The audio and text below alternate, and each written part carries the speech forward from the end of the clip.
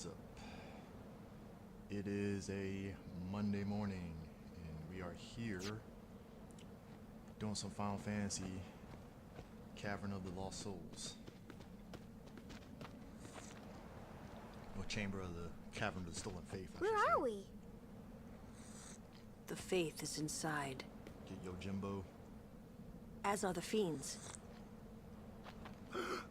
Hey, this where... Where? What? The summoner I guarded on my first pilgrimage died here.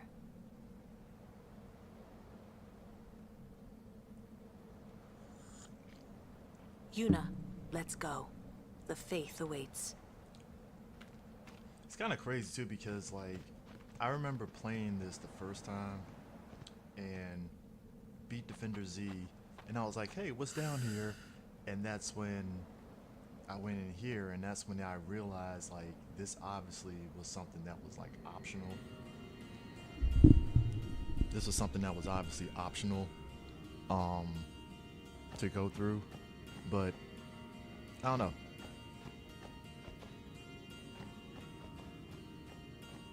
But yeah, it's Cavern of the Stolen Faith. Oh, we are out. We are not. Nope. That jar is instant death.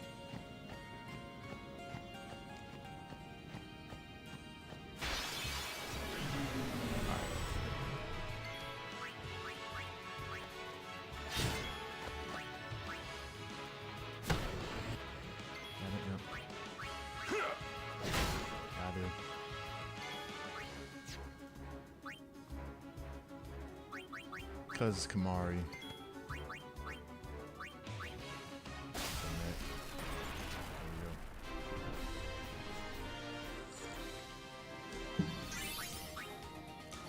It's going to be a very wonky cavern area, but we'll get through it.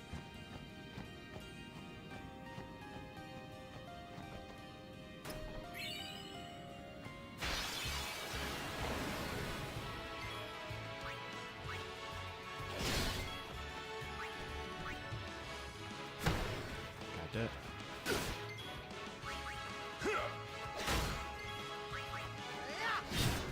Alright. I don't know what I need to get in here, but I think I have an idea of what I need to get out of here anyway, so. Oh. Because I know there's a marble in here too. Yes, there are marbles in here.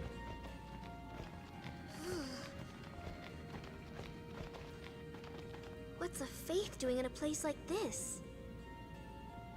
Don't ask me. They say it was stolen from a temple long ago. Huh? With no faith, summoners cannot train. Without training, they cannot call the final Aeon. Without the final Aeon, they cannot defeat sin. Now, I do find it interesting is that they don't imply That is why. you don't need. They don't imply that you Because then the need summoner Yojimbo won't to die. summon the final Aeon. But it's like low key, the game That must be implies what the that you thief might was want to thinking. get Yojimbo as part of the whole routine anyway. Just like Anima and the sisters, I like kinda they're agree part with of him. that whole Aeons and stuff, which is ironic because in this game, given this is the international version of the game, you fight against the Mage's sisters when you go back to Mushroom Rock Road at one point. It's kind of wild.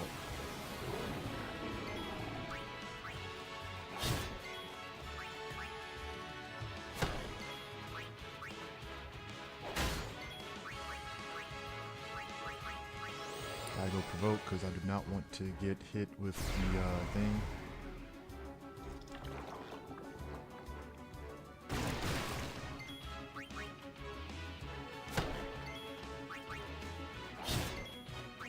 Farewell.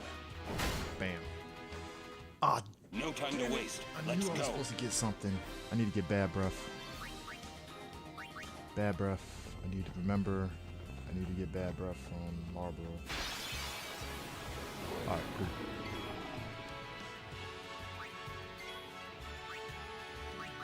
There we go. Alright.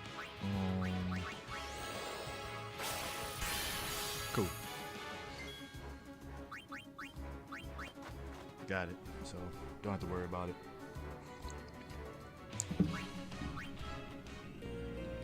But yeah, when I played through this part of the game for the first time, like, it was weird because I didn't know it was optional. Because again, I'm playing it, no strategy guide whatsoever. I'm just kind of getting through it and stuff. And I think at this point in the game, I was starting to get an understanding of the battle system and how to level everybody's up with the AP and everything. So I want to say like Calm Lands was where I was doing a lot of my like huge AP training at in order to boost everybody up going into Mount Gagazet. So when I came upon this, I was just like, okay, this is interesting because I didn't know this was a thing. But hey. Yeah.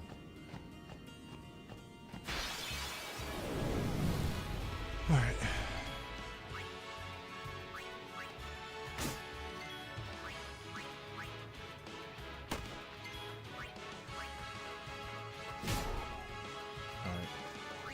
Got that. What? Taking all the MP.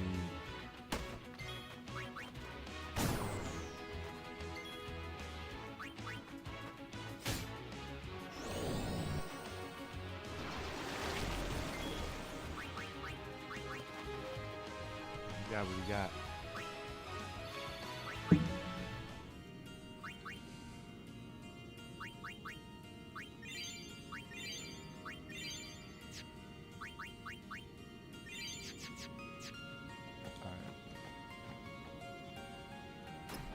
So, a lot of level 2 key spheres. I need a level 3. So, nope. We're not dealing with that. Because if you steal from it, it literally will blow up and kill everybody, and then that's game over. It's like the weirdest. Oh shit! No way.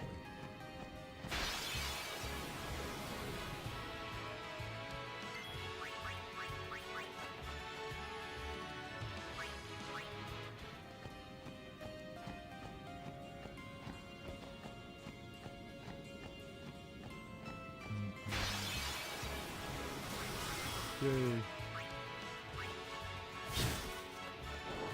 Yeah, of course pollen. Of course pollen. Ugh.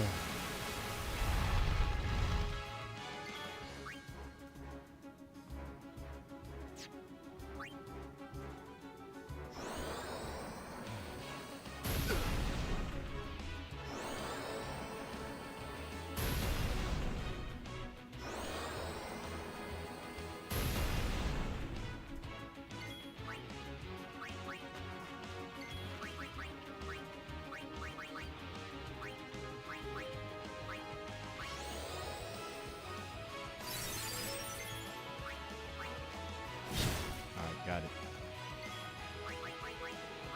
So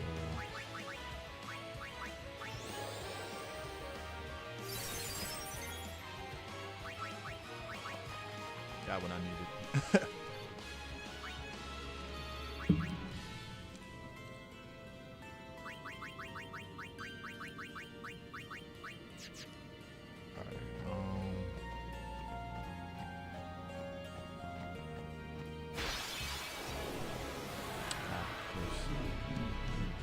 Doom. I think I need a ghost in the town area. I want to say I need a ghost in the town area.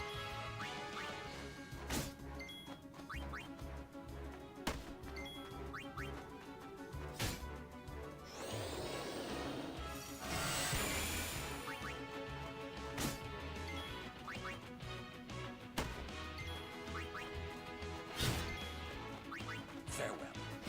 Bam. No time Got a to ghost. waste. Let's go. You got a ghost.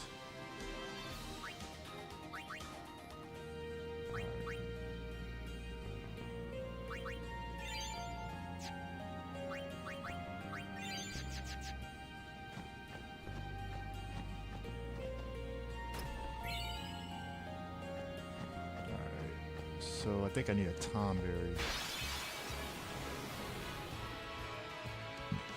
I want to say that's the only thing I got left is a Tomberry.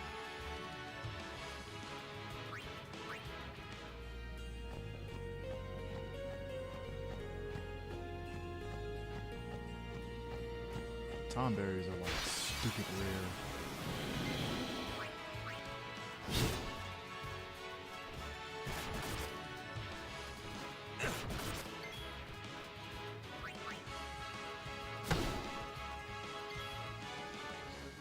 Enough. I forgot I gave Orin.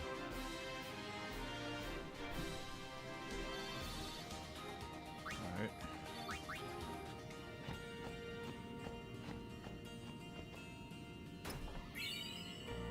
Mega potion. Ah. I think the last Albert primer might be in the. Nope.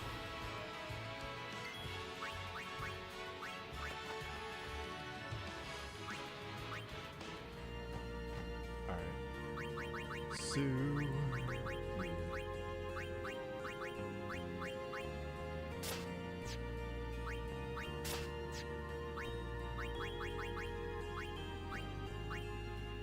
Spider Kiss isn't gonna do anything to him, so.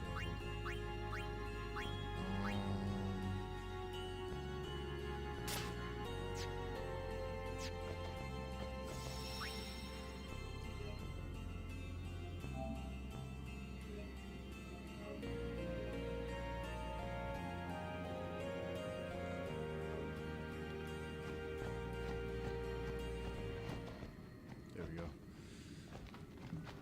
I think if you go back into this cave, you have to face off against the dark Yojimbo, which is why once you do this, that's it.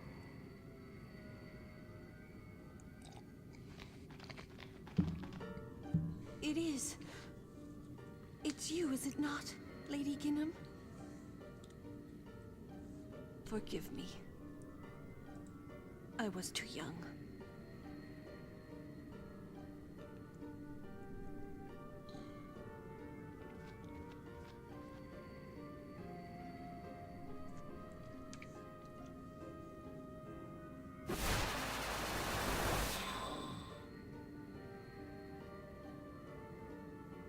It's like, nah. There is no human left in you now, is there?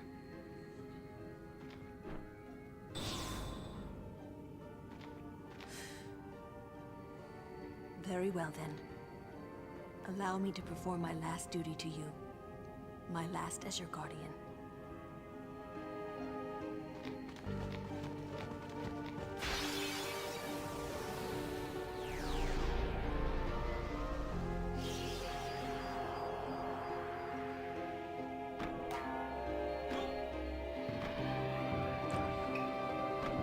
How much damage am I doing?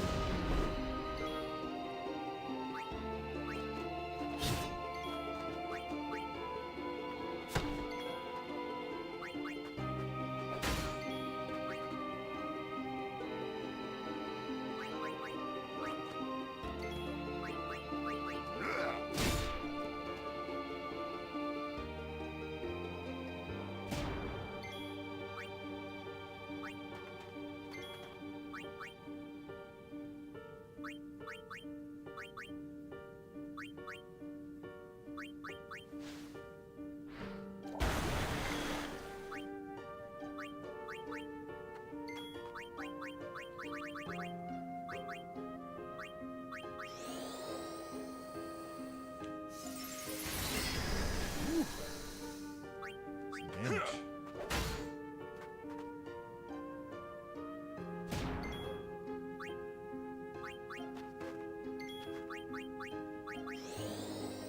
Major damage.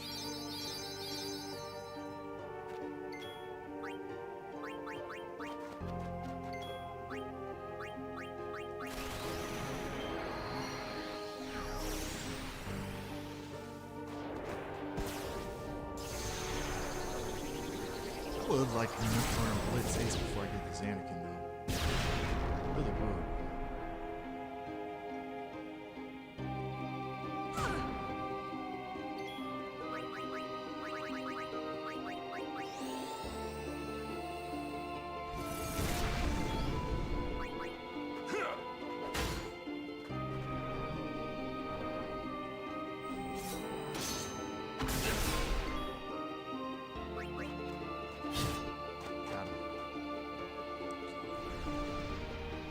simple and to the point.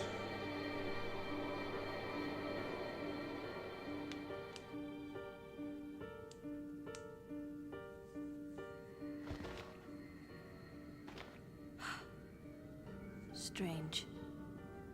I thought it would be sadder somehow. Maybe I've gotten used to farewells. You're stronger now. Waka, I hope you're right.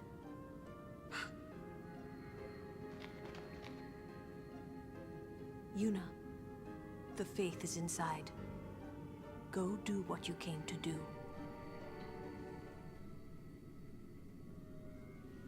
No AP.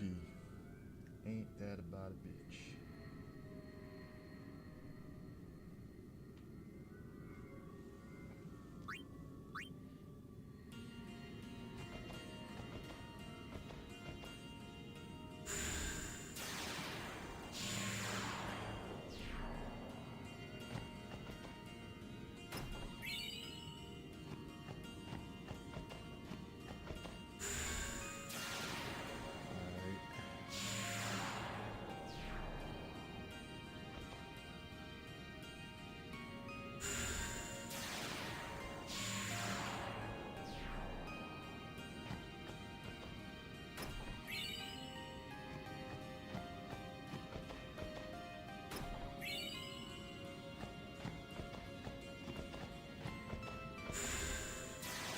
Alright, now we gotta bargain.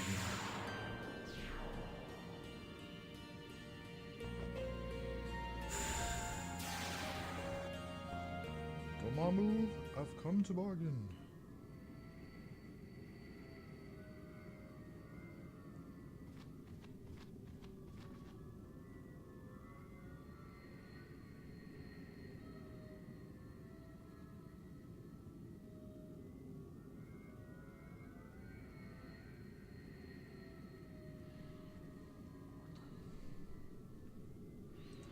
Dormammu, I've come to bargain.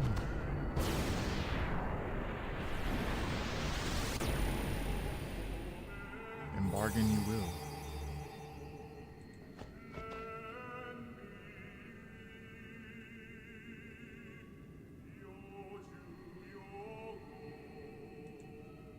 I am the Blade of Vengeance.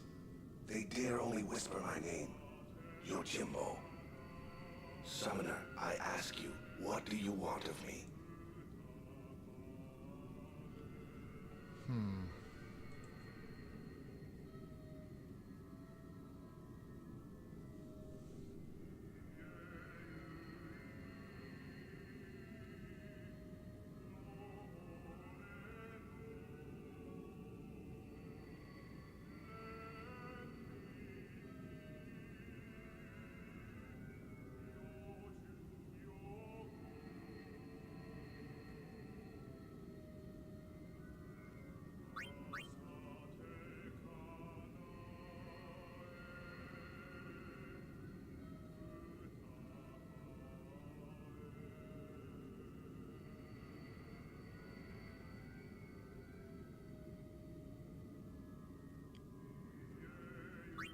If you desire my strength, you must pay my price. You must pay. Make your offer. I think it was.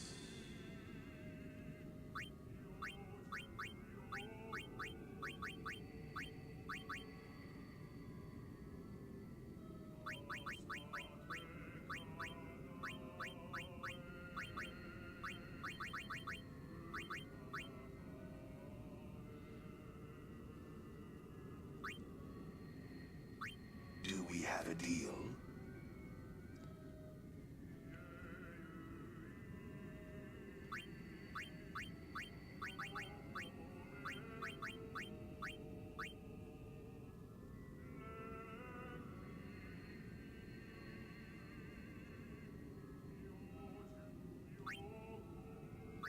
Do we have a deal?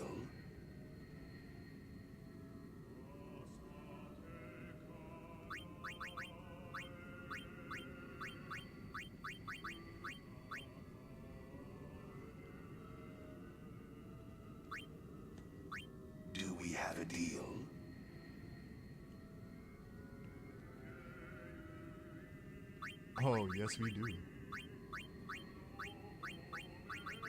Got him for a steal. Adequate. You are my client henceforth. Yeah, buddy. My sword shall guard you on your journey, Summoner.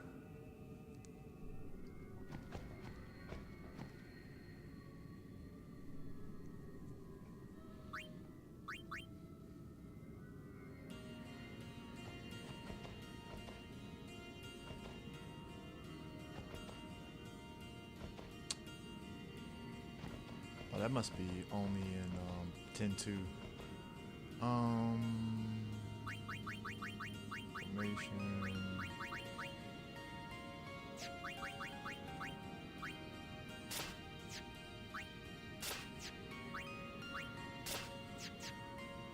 Alright, I need to get the...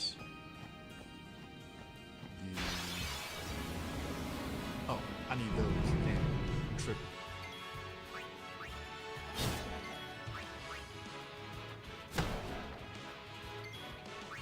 Enough. Damn.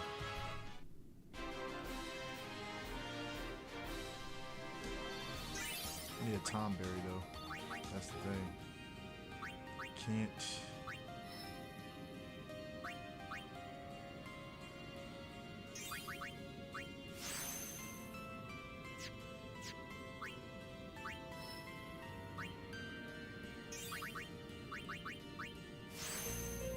Yeah, got provoked.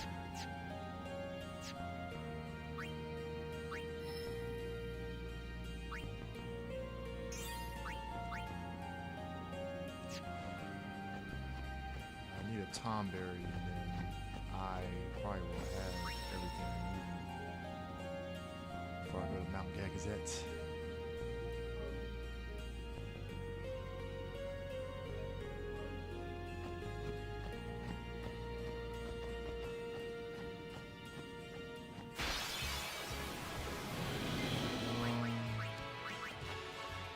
Not what I need. Need a Tomberry. I need a Tomberry. That would be great. Tomberry. Nope.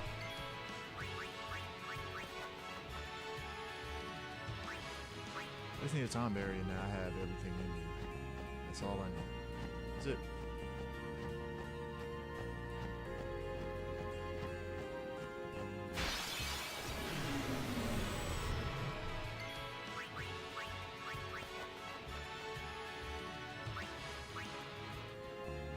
Tomberry. Is it right where the green area is? Nope.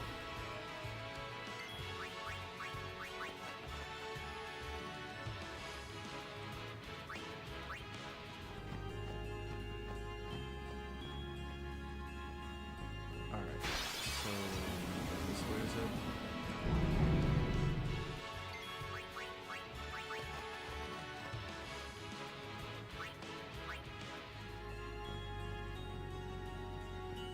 Here? I'm assuming it's here.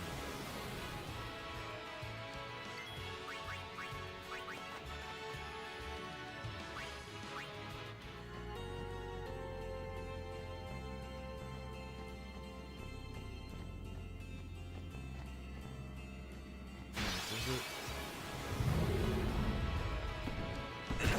Ah.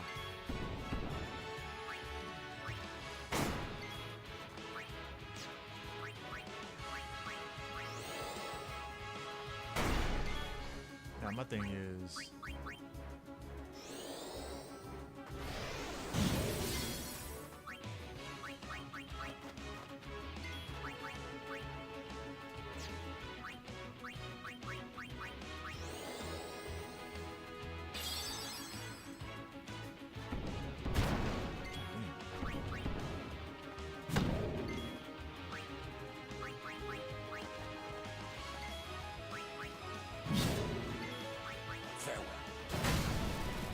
defender can't be captured.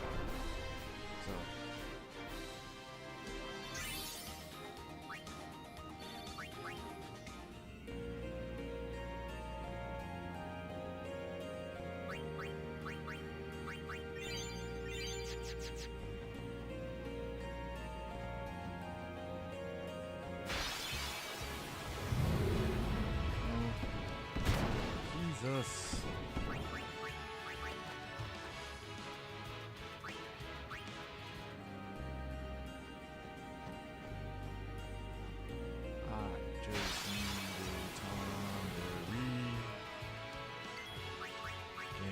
giving me nothing.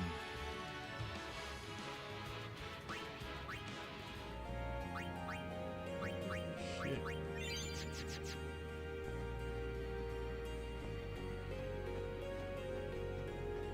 Whole lot of nothing. 'Cause it's supposed to be.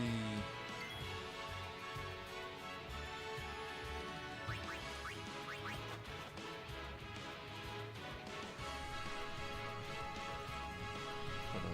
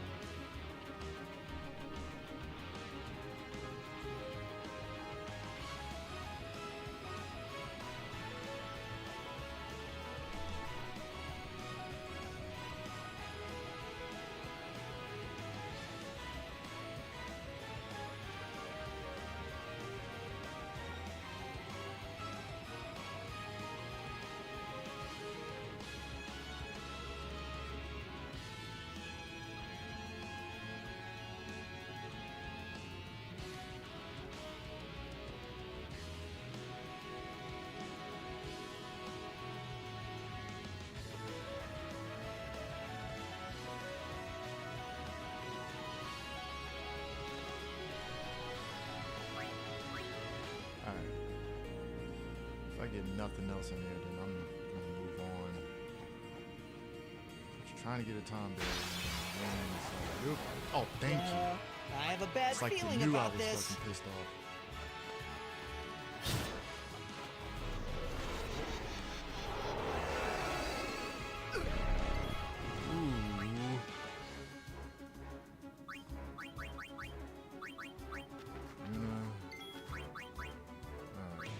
You're gonna have to be the one to cast life.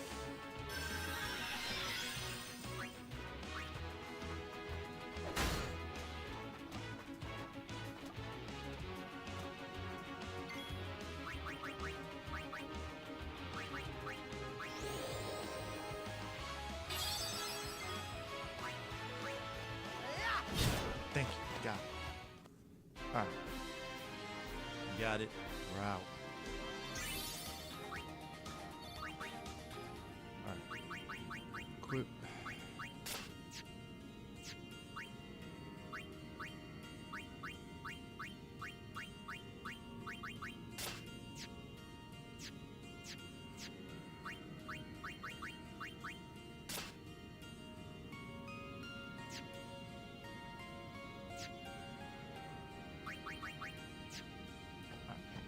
So let's get the full commodities.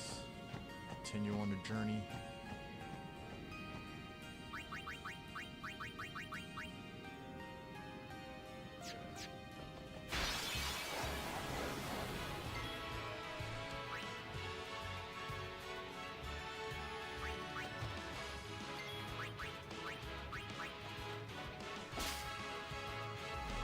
Just high potion.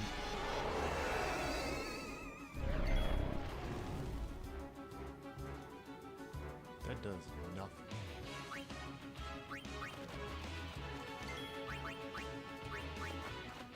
High potion didn't really do anything. I thought Tomberry would have something more than that, but it is what it is. But I got what I needed out of here anyway.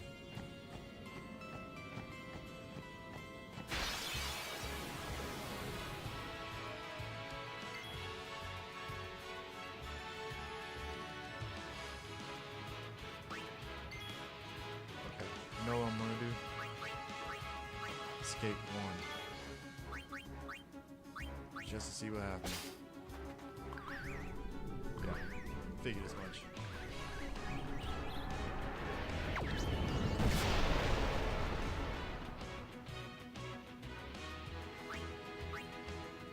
The fact that that killed Riku and not Orin is crazy to me. It tells you how much fucking health that I got that I can do that.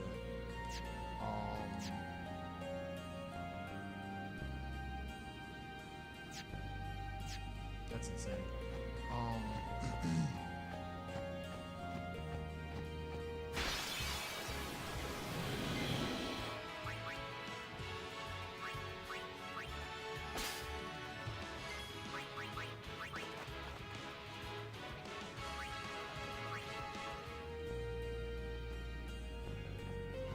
So we're here, and we go up to Mount Gagazet.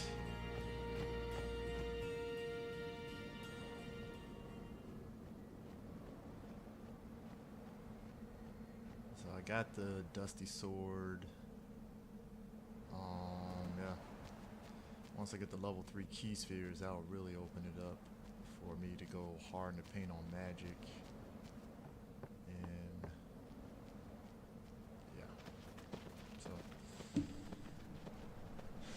there's that.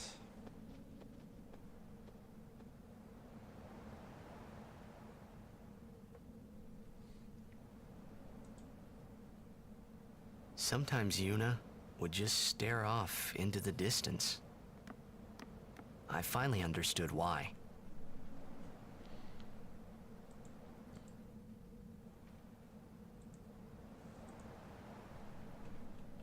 She was saying goodbye to the places she'd never see again.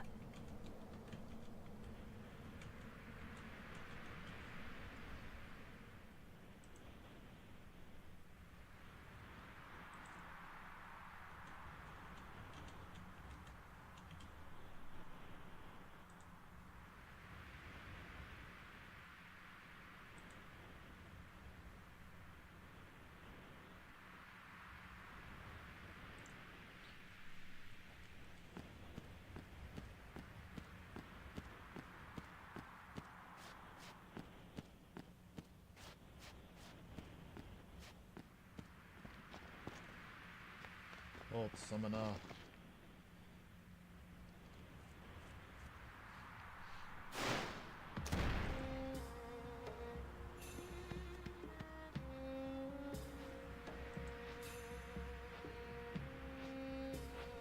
Summoner Yuna and Guardians, leave here at once.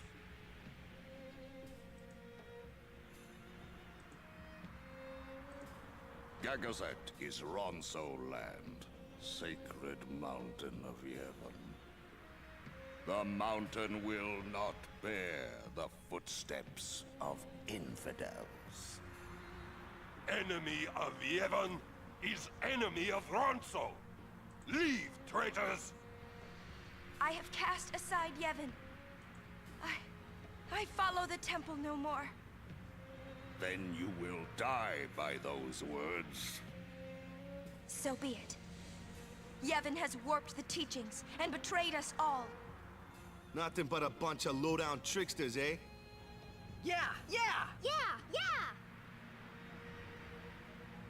We have no regrets. Blasphemers!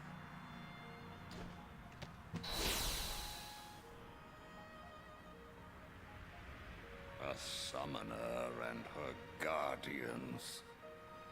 Lord Kelgranso, if I may. Have you not also turned your back on Bavel? But still, you guard Gagazet as a Ronso, not a Maester. Yuna is much the same. Huh? Elder Kelk! Let Biran rend them asunder! No escape! Not one! No, we will not flee. We will fight and continue on. You have been branded a traitor, but still you would fight sin. Lost to the temple, hated by the people, yet you continue your pilgrimage? Everything lost. What do you fight for? I fight for Spira.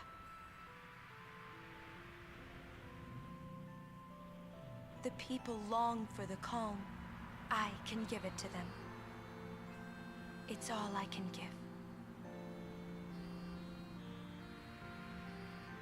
Defeating sin, ending pain. This I can do.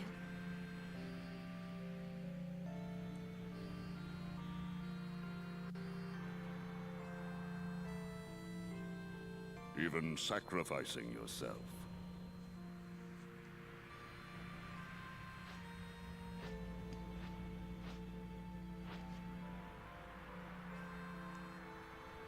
Ronso, let them pass. Let them pass. Summoner Yuna, your will is stronger than steel. Tempered steel that even the mightiest Ronso could not hope to bend.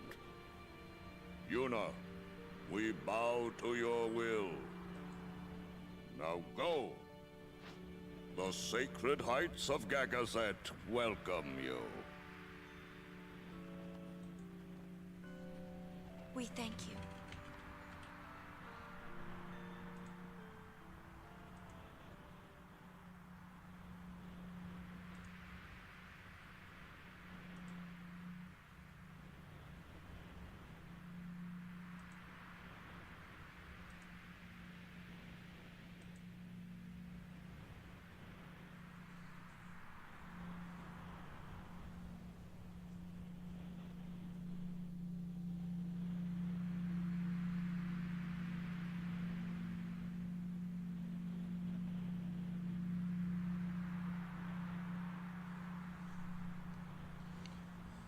Alright, so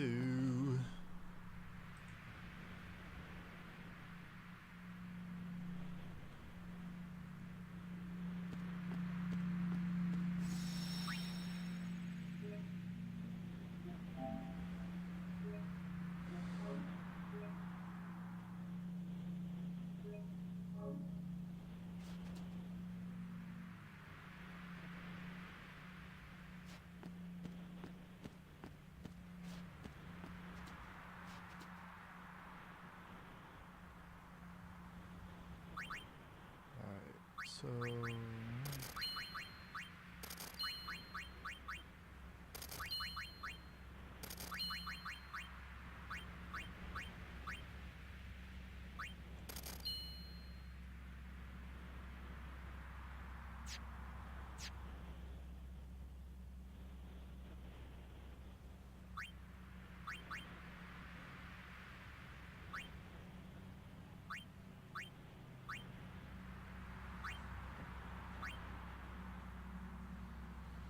some of these Ronso weapons.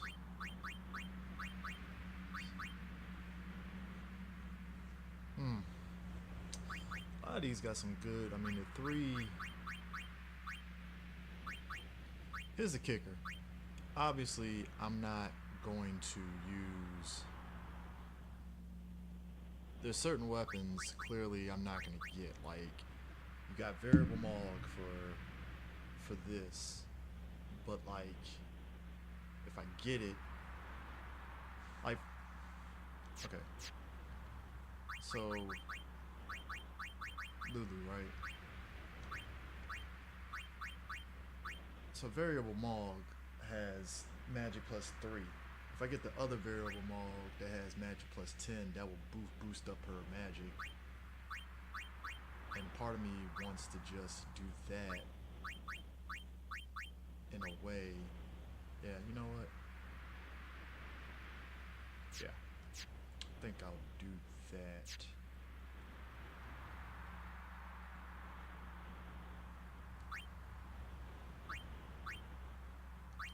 Because there's a lot of variable Mogs that I got, but like having one that has magic plus 10 would be great.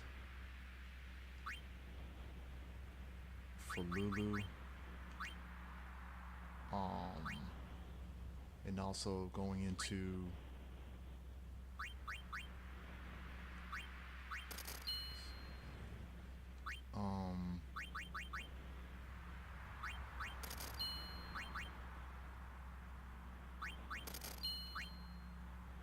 yeah, see, variable Mog isn't really giving me anything. Yeah.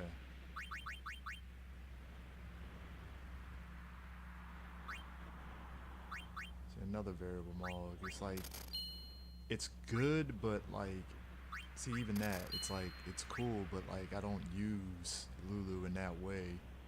Unless it was like, oh, she's using it to kill and also do magic. You know, it's just. Alright. So, variable Mog.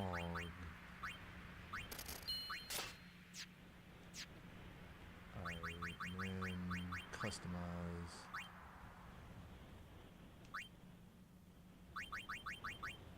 Alright. So, you can give it sensor.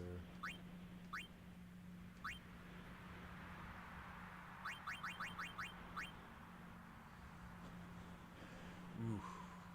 Double AP, Mega Elixir. Because I want to keep my options open in terms of like, if I can get the double AP for it, that would be great. On top of the magic booster, and then I'm like straight. Because her having magic plus 10 is great.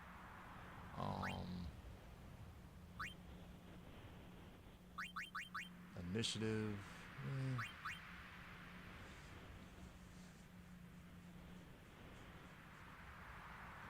I'm gonna hold off on giving her that.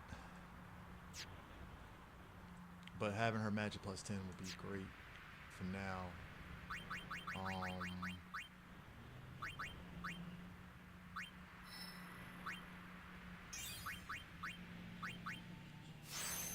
Alright, so I wish they were not doing shit today, but motherfuckers are doing cutting the grass today because reasons.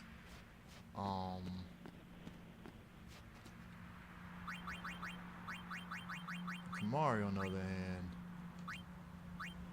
it's like a different debacle altogether because the Night Lance is great, but like Hunter Spears is better because you get the piercing effect of it.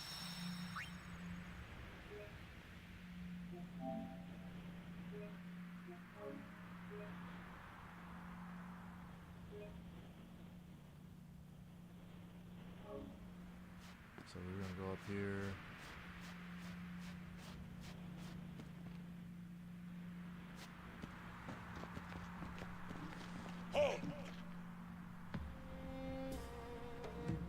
Kamari gotta do what he do.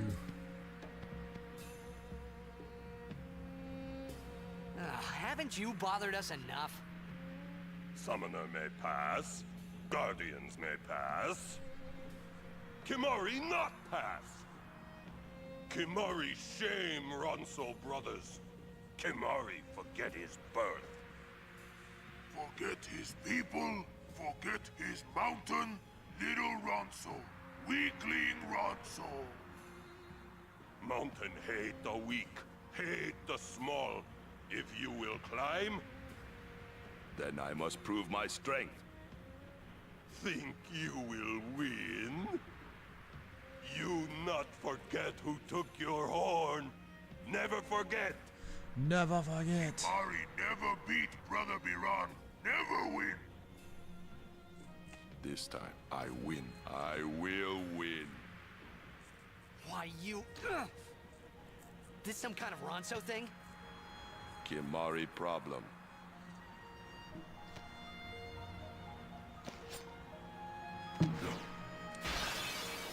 Let's do this. Rend you horn.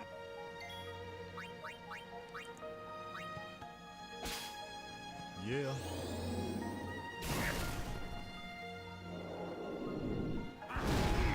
Nothing.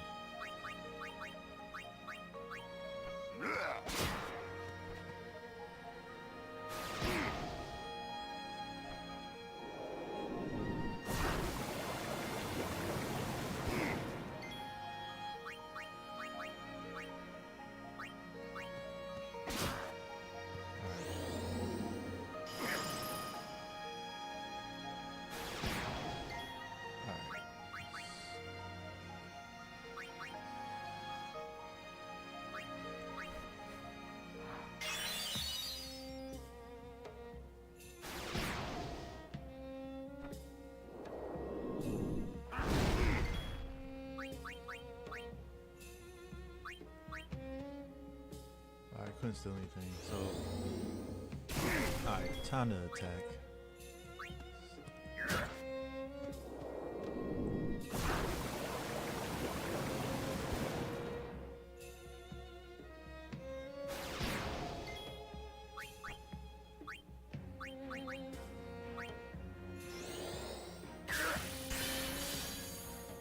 thrust kick.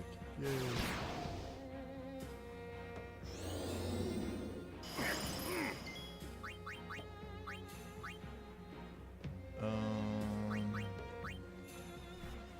Alright. Now, Ronso Rage.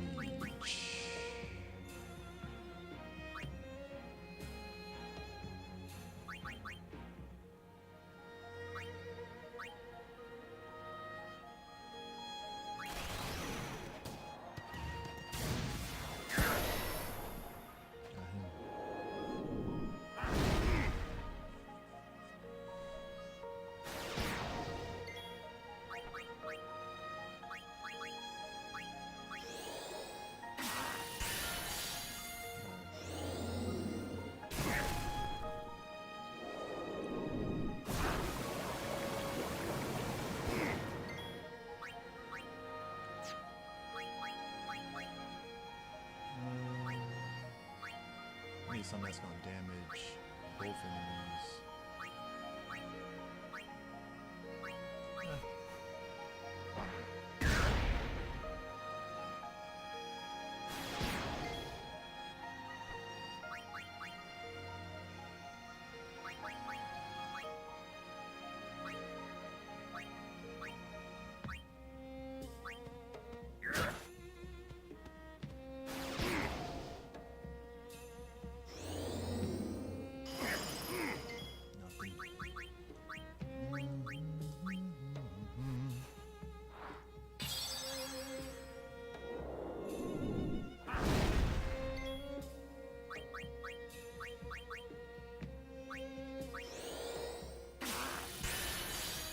Alright, didn't do much of anything.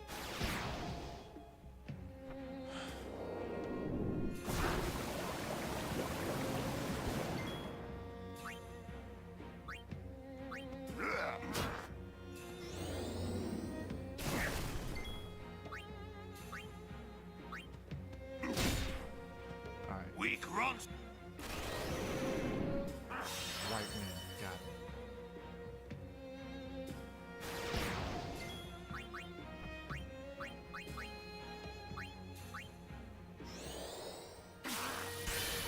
Thank you.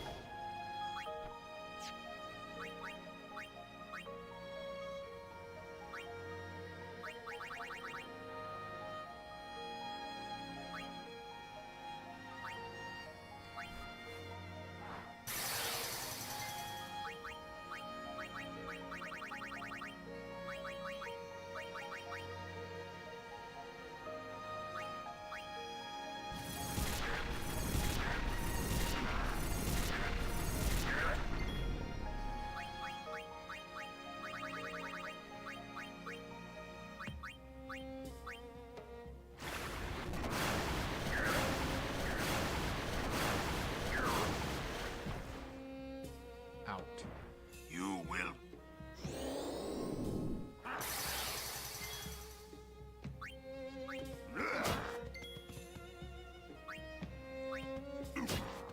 Out. You win. And that's that.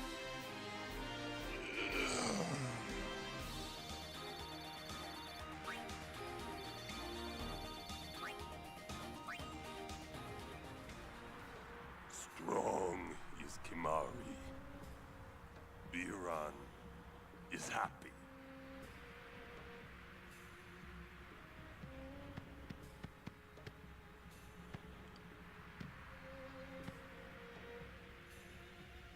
Sacred Mount Gagazet. I honor the name of strong warrior who defeats Biran. Remember always, Gagazet, that name is Kimari. Mountain knows Kimari strong. Kimari may pass. Kimari news. Summoner! We, Ronso, will stop pursuers from temple. Truly? Penance for breaking Kimari's horn long ago. We crush enemies following behind. Kimari crushed enemies standing before. You are most I fortunate, don't remember Summoner. if they both got killed. I thank you. Ronso will shine your statue brightest. Thank you. But I fear that no one will make a statue for a traitor such as I am. Then Ronso will make. With grand horn on head. That would be wonderful.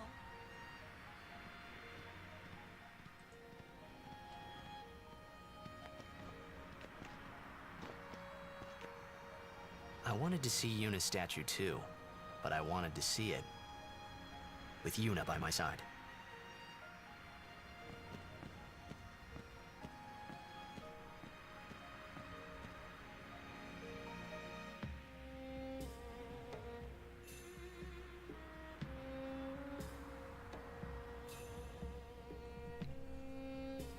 Yeah, let me save before I go through there, because there is a lot to do on Mount Gagazet.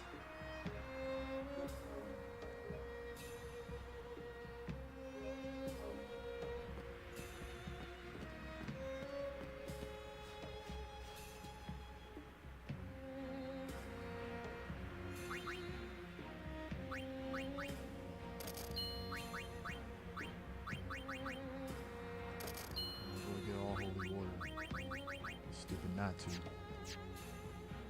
Alright. So I'm kinda at an impasse because I want to like go through and capture monsters up here. I'll probably do that.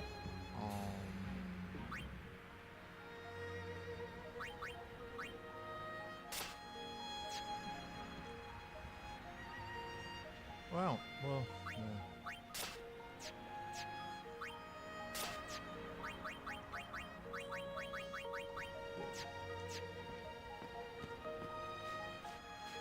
Capture and then switch off when I want to actually get some stuff for that matter.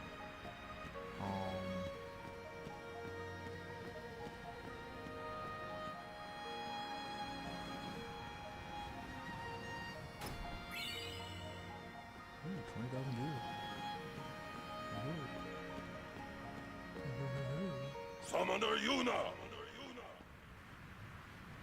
What is it this time?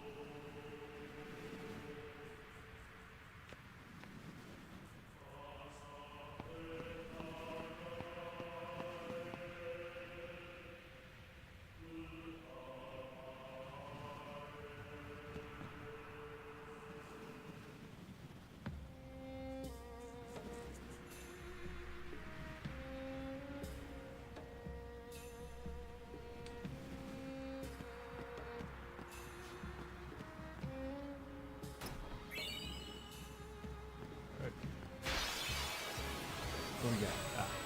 Not much has changed in 10 years.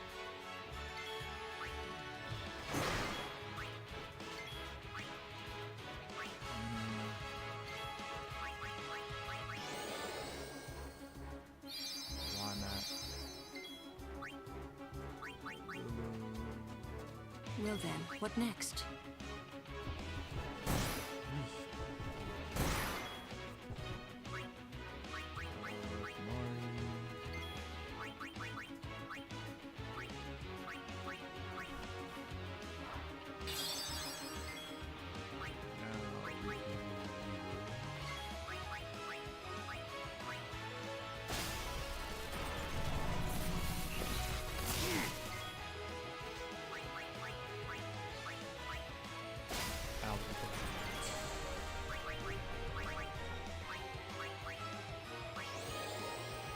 Let's see what Thundega does. Damn, overkill. Okay.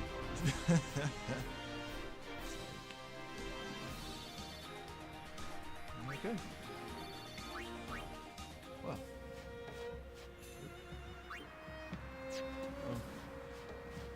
We'll see what we can do when it comes to...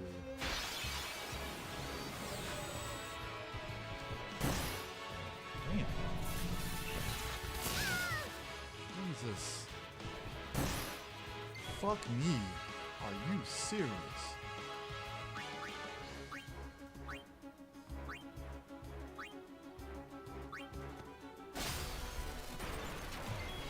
Wow. That is insane.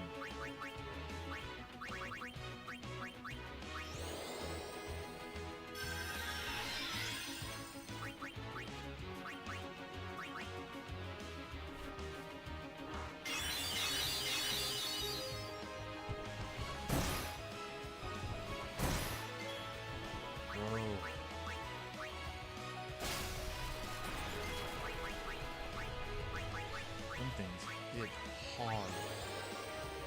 Just...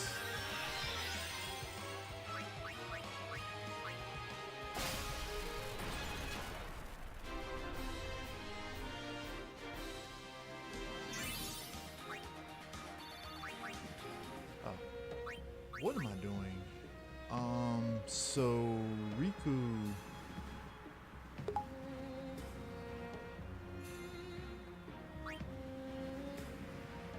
That's copycat, which you need level 4 for.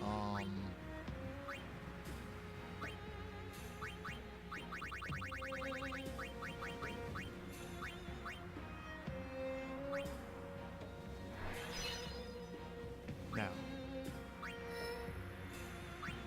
the way I maneuver through her, now she's in Titus's,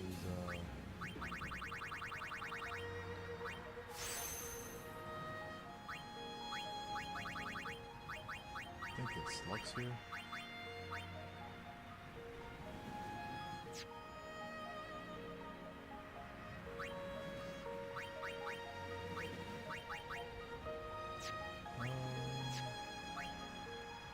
Raises luck by 1 point.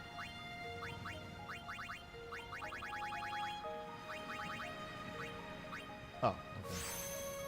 I was wondering, I was like, why the...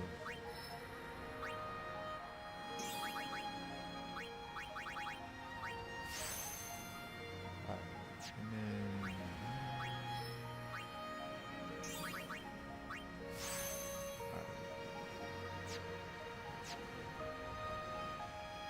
So Lulu, she's gonna get level 3.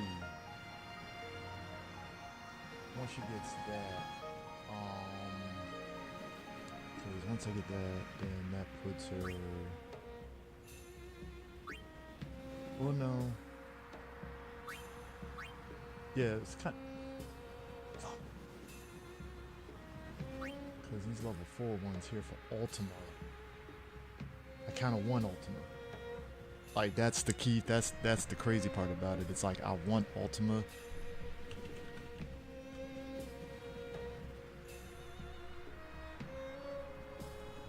Hold up. I'm trying to remember...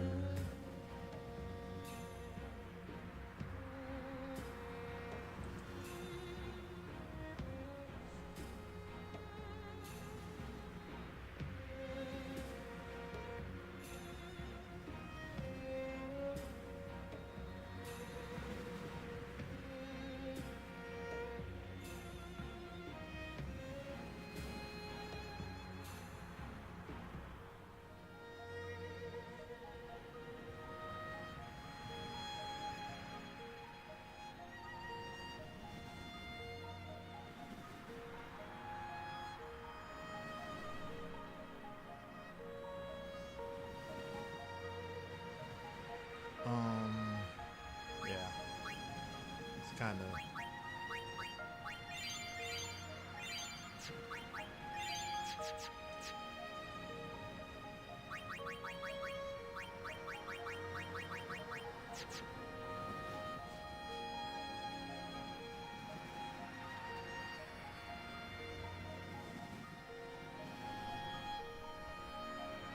These mark the graves of summoners and guardians who failed.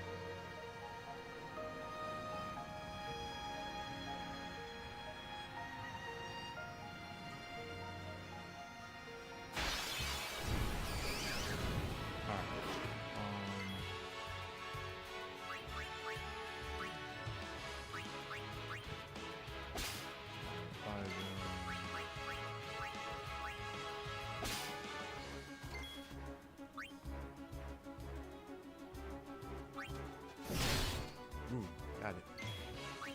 Alright. So be it.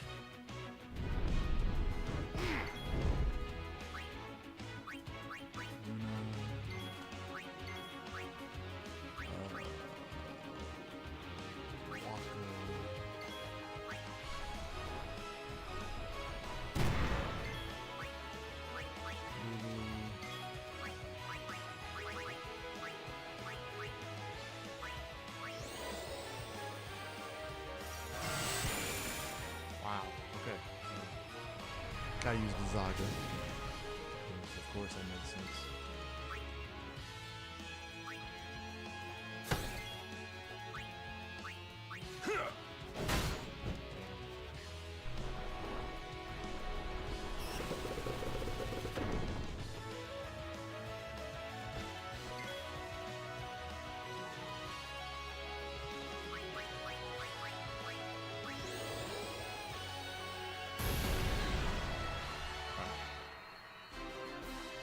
That worked out a lot better than I thought it would.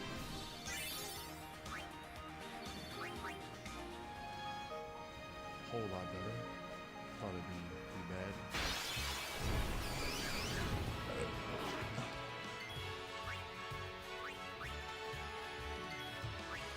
Low key. I kind of.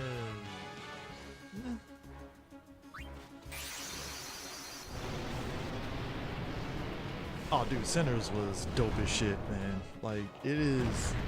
That movie. I think if you go into the movie, I said as much, if you go into the movie expecting it to be a big action spectacle, you're gonna probably be a little bit disappointed a bit. Because for me, it's like watching it. I don't know, it's like the trailers would lead you to believe it's a certain type of movie, but then like when you watch the movie proper, I think what makes it work is the build up to that second and third act of the film. Mainly like when you get to about the latter half of the film, that's where the build up really hits in terms of building up all these characters and getting to know them and such. So by the time you get to that finale, you're kind of like, okay, this is dope. I care about what's going to happen to these characters. And then when what happens to them and stuff, you're kind of like, okay, cool. Like, yeah.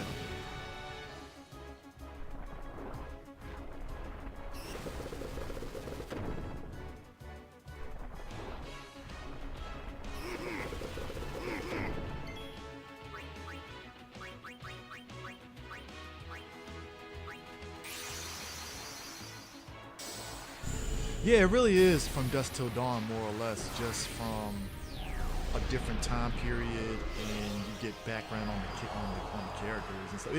It actually is, and that's part of the reason why people put Ryan Coogler in that category, like Quentin Tarantino and James Cameron, because they make movies that grab your attention, and like for the movies that they do, you might be like, oh, it's a slow build-up. Please clear us a path. But like when you look at what the movies end up eventually being, you're like, oh, okay, cool. Well, I know what I'm getting out of it, and you're gonna be entertained by the end of it. Because even from Dusk Till Dawn, you're not even concerned.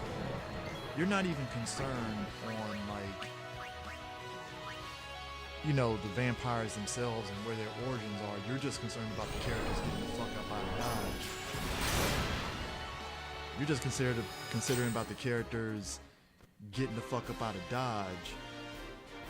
And that's it. You know, the origins of the vampires is like secondary to the actual main story. But yeah, like I said, when you get to the ending of the film, you low-key forget the fact that, like, oh shit, well, spoilers if you haven't watched Sinners and you're watching this live, or you're watching the the playback of this.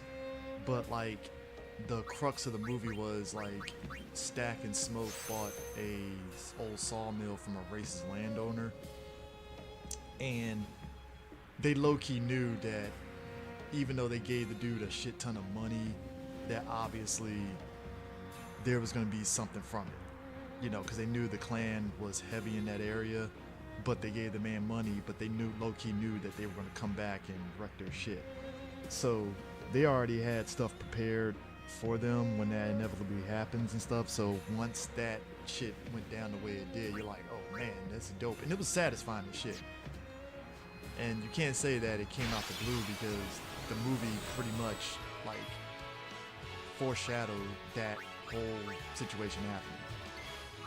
So it didn't come out the blue or anything. It was actually, it plays into the story. And like I said, I do enjoy the fact that the story went in a direction I didn't expect it to go, especially by the ending. Again, don't want to spoil the ending. My will is strong.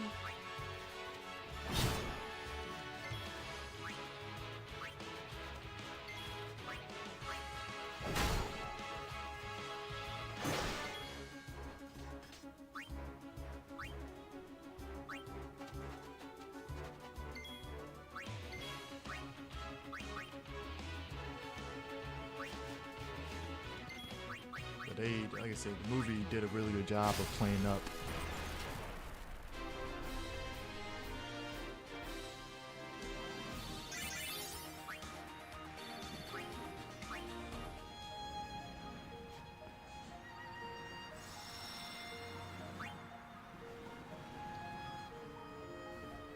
Hello, Yuna. I hope you are well. I wonder how old you are now that you're watching this sphere. You must be very beautiful, like your mother. I wish I could see you.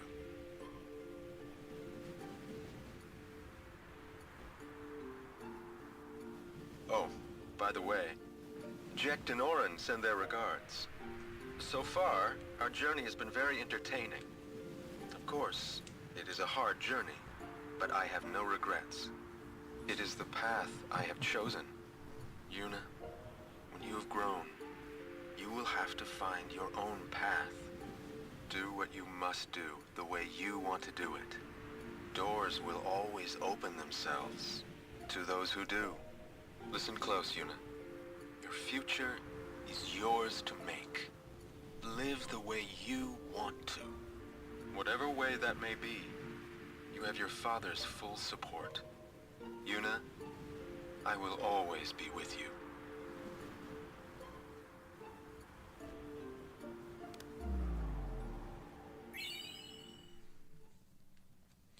Banishing Blade.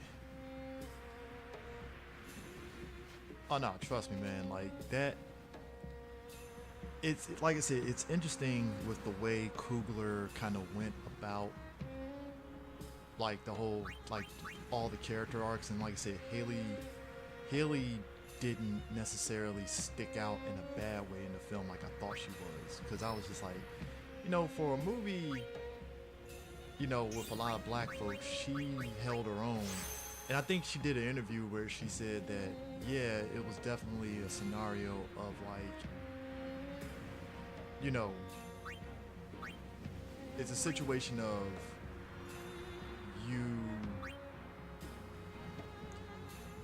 she held her own, but she also had to do a lot of like soul searching in terms of like, shit, Flair is up here the whole, okay.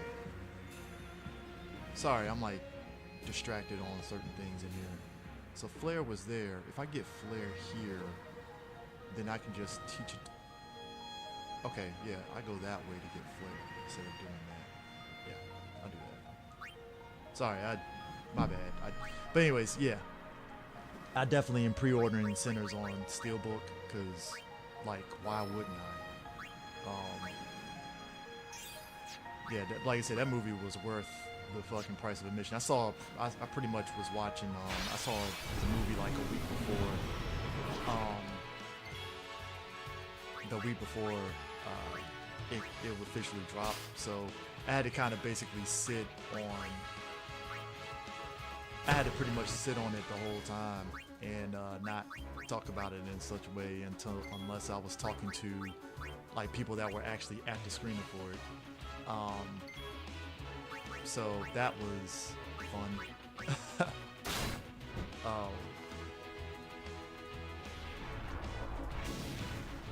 But yeah, like I said, at the end of the day, I think for what Coogler was doing in the film, it worked out perfectly well. And I know a lot of people that are like, oh man, we're gonna get a sequel to it. To be honest with you, I don't want a sequel to Sinners. I think it works very well as a standalone movie, and I think when you start looking at movies as like, oh hey, we need to get like a franchise going and stuff, it's like for a franchise to work, you have to ask yourself like, what exactly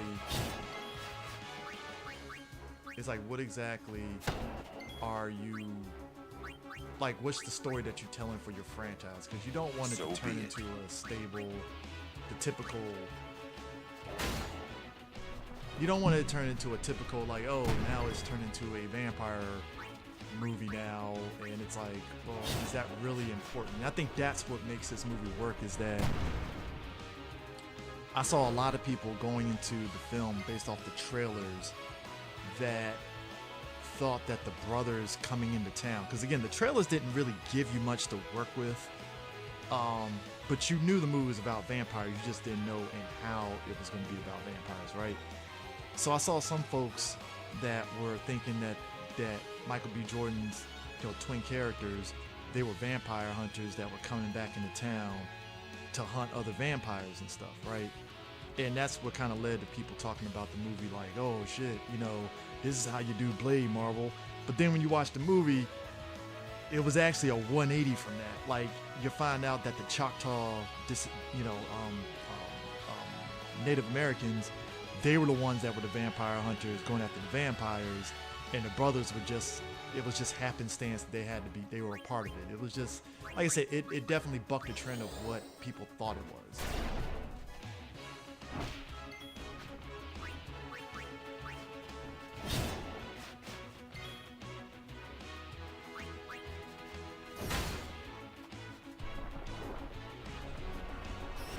But yeah, I know. I think because everybody, and I think the reason why everybody wants a sequel is because of like the nature of like just where we're at now, where if we like a movie, it deserves a sequel, and I'm like, does it? Do we really need it? And like I said, it placates people that want a sequel and they want a franchise and stuff, and I'm like, do you really need a franchise? I don't think so, personally. Because once you franchise some shit out, it just turns into just a mess personally.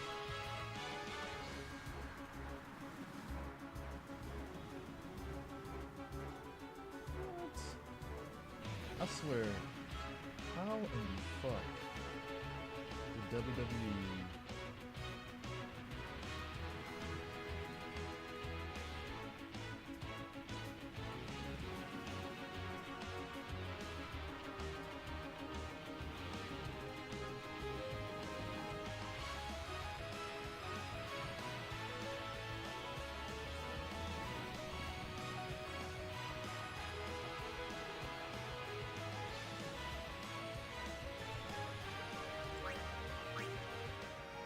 I swear, man. Summoners that die appear. Yeah, and that's the thing. I think that's what made it dope. And I think that's the thing. Like, Why the not? movie gave you enough Who would that send you were them? interested, but They like die sometimes you don't really need So that to means- see certain things. Like, you get an idea that obviously Many have become fiends, and they the may Native want Americans Yuna's were out company. here like knowing about Well, the vampires. Yuna will be fine. And it's funny because it bled into, You're right. I think, either Stack of Smoke's wife, who knew about it too at the same time. So she had, again, she deals in the occult and such. So it made sense for her to be already be hip to like, oh shit, like,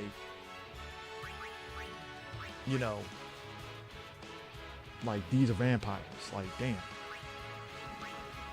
It made perfect sense for her to know that. So, yeah, of course she's gonna be like, you know.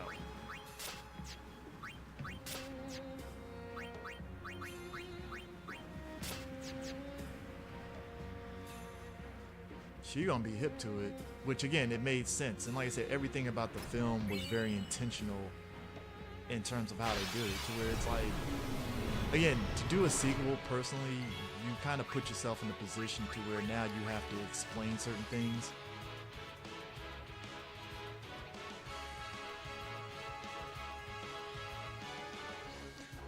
But see, here's the thing. They even said in the movie that that's not always a given, because that's the other thing too about this film. We don't know if that Irish dude is the actual original vampire per se. So it's never really a given that the person that did it was going to be the one to, you know.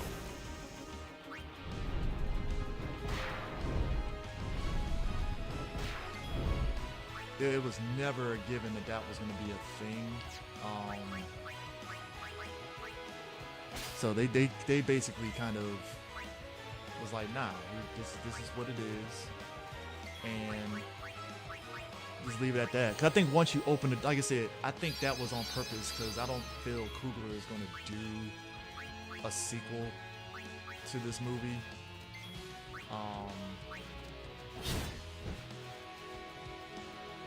But like I said, if he does, I feel it's better served that he actually crafts a story that's going to make people interested in it, versus just doing a story for the sake of the story, you know? Allow me. Because once you do a story where you're just like, all right, we gotta do a sequel, make it bigger and better,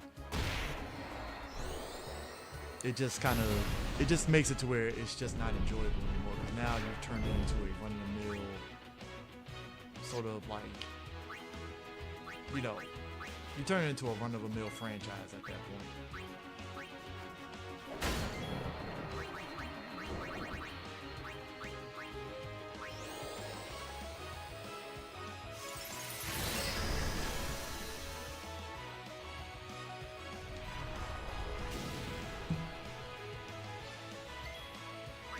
It's over.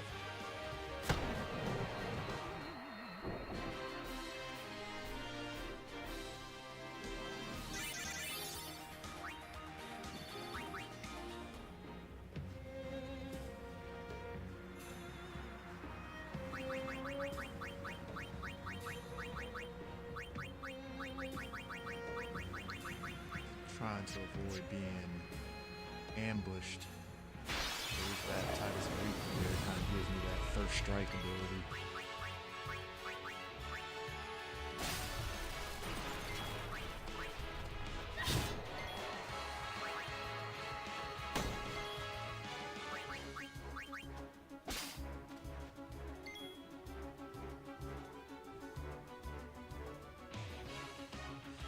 I don't know if he was the key. Farewell.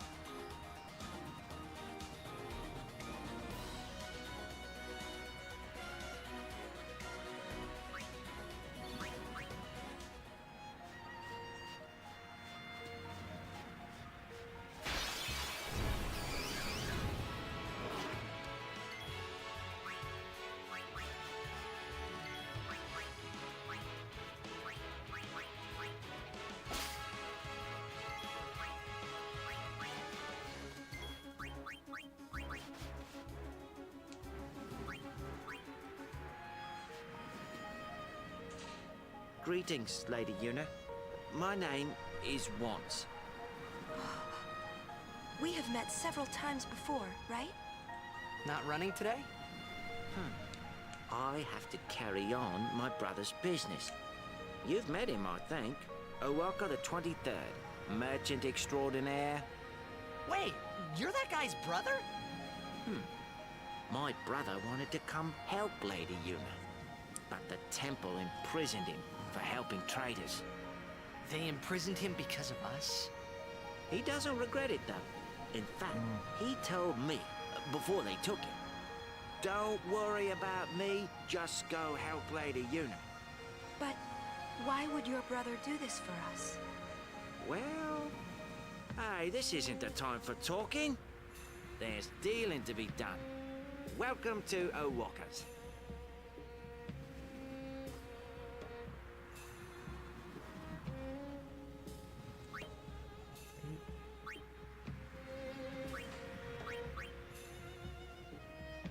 Magic booster. Huh. That's a lot.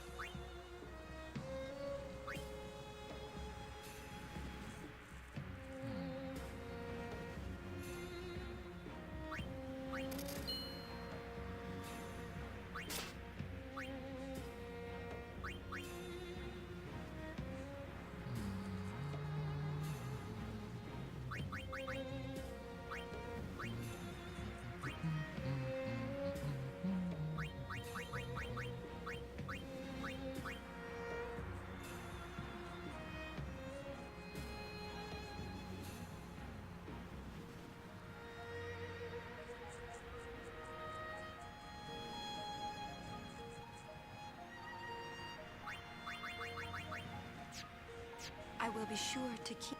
He's doing the same for you, Lady Yuna. Thank... Welcome to...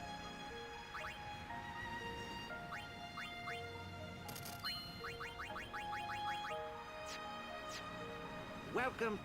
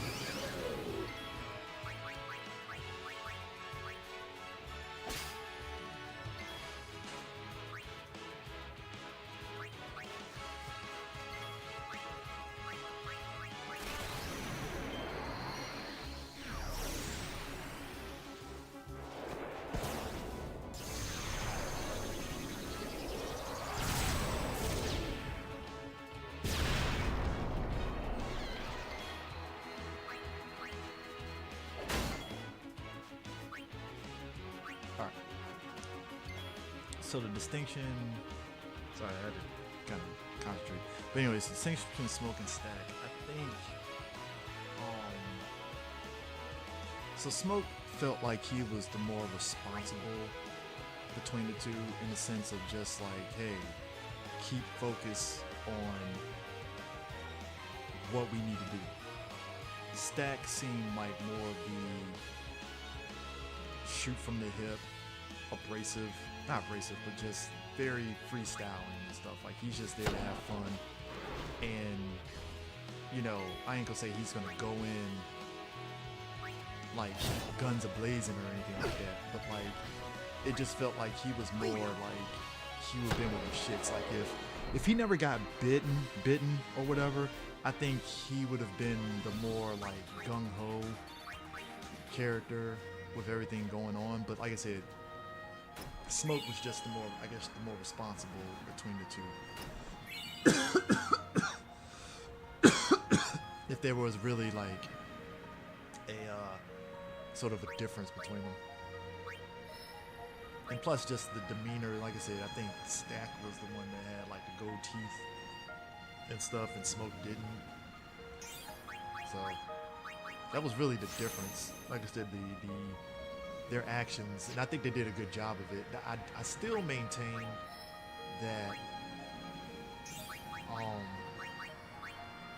I feel Stack was supposed to be Jonathan Majors. And I know people kind of dismiss that, but I'm like, no, I really feel that was supposed to be Jonathan Majors in that role.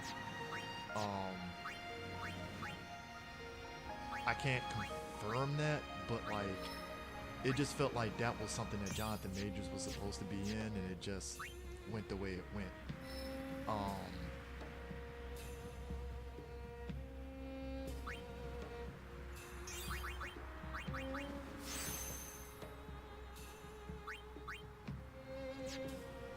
But, you know, it is what it is.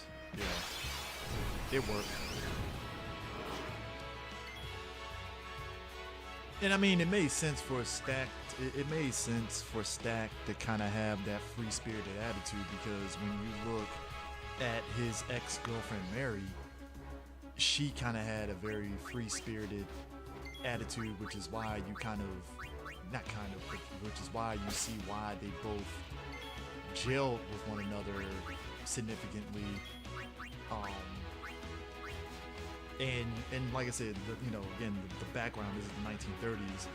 Interracial relationships obviously was not the popular thing, you know, during that time period. So it's like, yeah, of course she is gonna feel some way about like how, you know, Stack is acting and stuff. But again, that's the white part of her that isn't trying to understand, you know, what's really happening, what's truly at stake of them being together during that time period and stuff. But like I said, them being vampires, ultimately, again, spoilers, both of them being vampires and just living their life at the end made sense. Now, you mentioned earlier about like Sammy being the key to setting him free and stuff, so to speak. I don't know if you meant the main vampire saying that, or Smoke or whoever saying that. I always took it as though like Sammy was sort of like, Sammy to me was the reason why Stack most likely probably didn't go full evil, you know, especially him making that promise to his brother, and then just like the way he's maneuvering. I have a feeling that Stack necessarily wasn't out here being a reign of terror as a vampire and stuff. Obviously him and his girl probably had to do what they have to do, you know, given that they're vampires and they gotta survive somehow. But I have a feeling like they both weren't out here, you know, running roughshod and just killing innocent people. They probably were more likely killing villains and stuff. Cause that's the vibe that I get with how, like, you know, he came to Sammy at the end of the movie when Sammy's like a full-fledged adult, like, hey, I can turn you and you can live forever. He's like, nah. And he just respected it. Like, all right, cool. Like, that's how you feel, that's how you feel. And like I said, I think that fundamentally kind of gives the vibe that, number one, I don't need to see a sequel, but you still kind of set it out like, okay, you set it up to where you kind of leave it to the audience on how they really feel about what's going to happen to those two characters, and you can just kind of theorize a storyline of what Mary and Stack were doing during their time as, you know, vampires and stuff, you know, adventures and things like that. So, like I said, I think it works.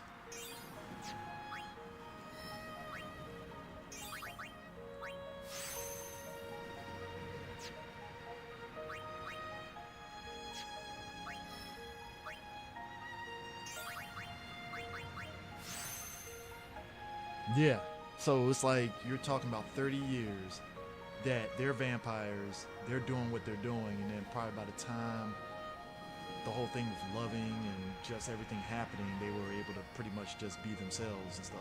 Now, personally to me, do I think it would be interesting to see what Stack and Mary did, you know, during that time period? Sure, you know.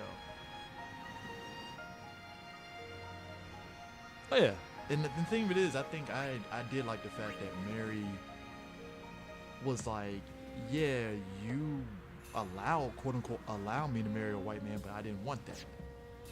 Which again, that's, you know, again, Stack being the guy that was trying to do right by someone because of the situation, and she wasn't trying to have it either. You know.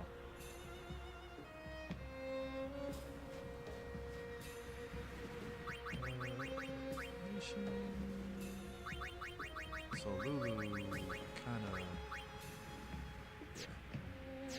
With Lulu, I definitely want to see.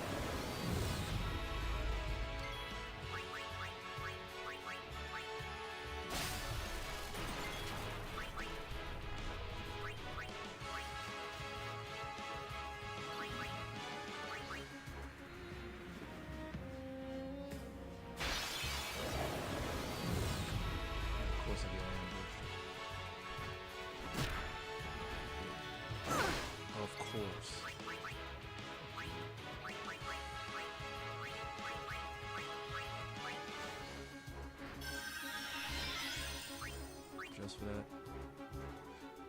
killing all you.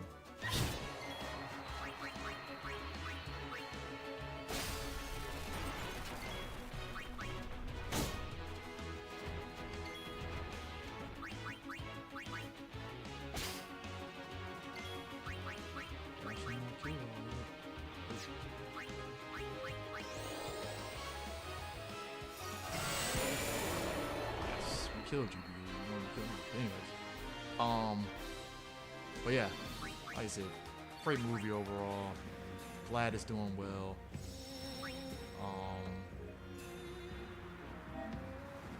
Like I personally just came out of it really.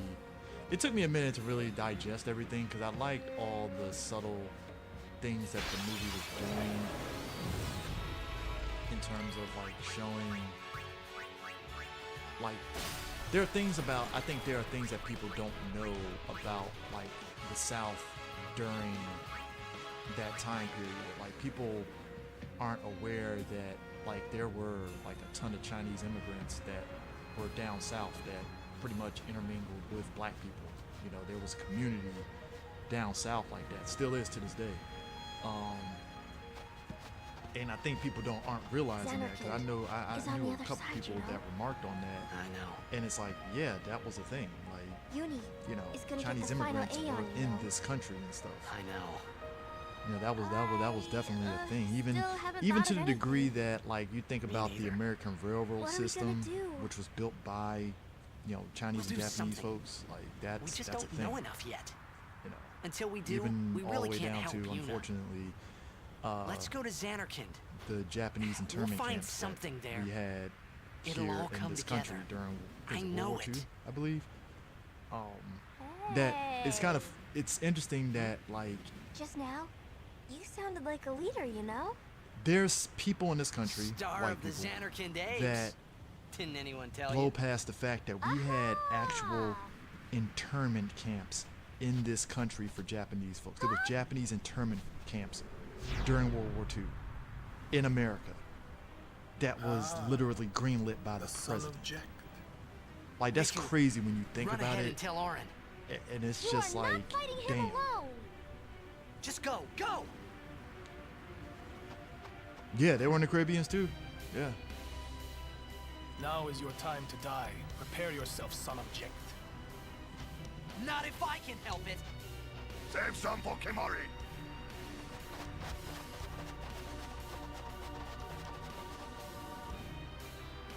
Lady Yuna, it is a pleasure. Yuna. Ascending so soon? Allow me to say something to the last Ronso before I leave. What people? Yours was truly a gallant race. Seymour literally ran They roughshod threw over the themselves fucking at me Lonzo. to bar my path. One after another.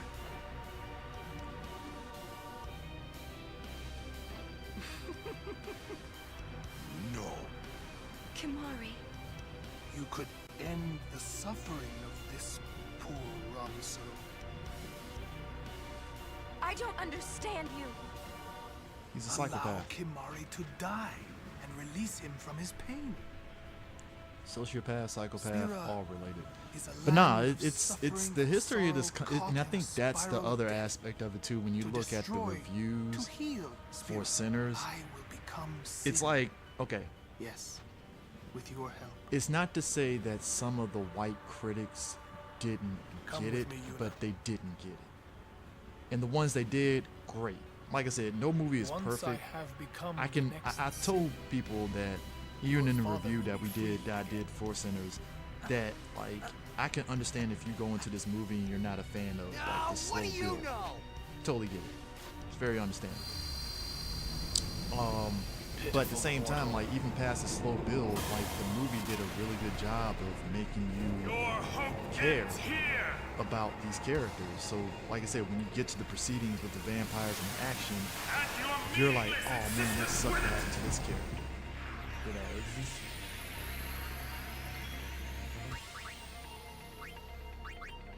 do I go? Why not?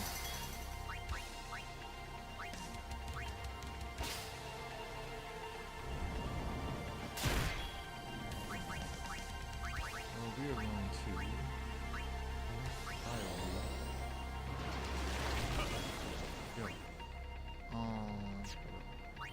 Just here.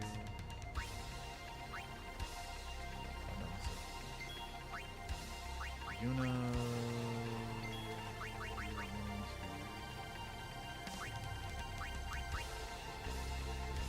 Do you not want to heal I'm gonna use Spira's holy sorrow? water on Let Lulu. death carry you off into peaceful. You can't. Holy water.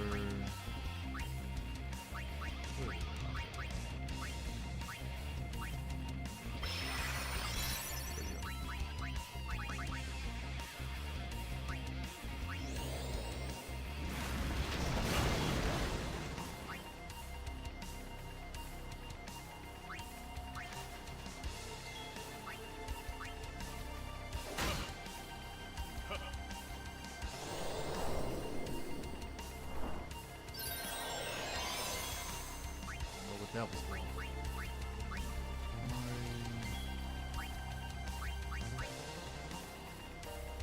You have anchored the spirit.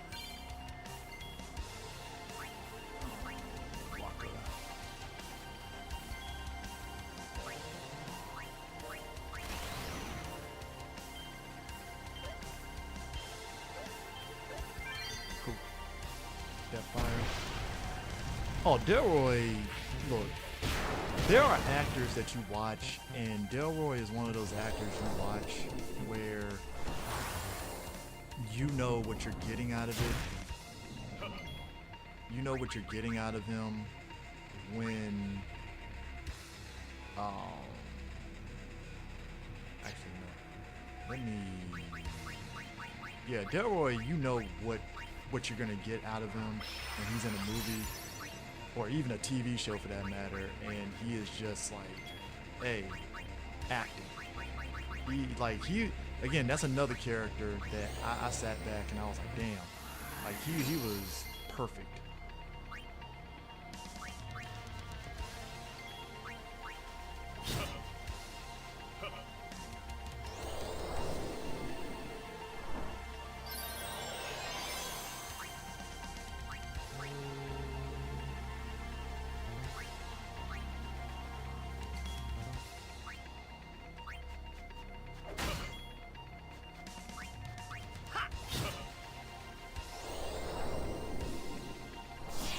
Yeah, we're not.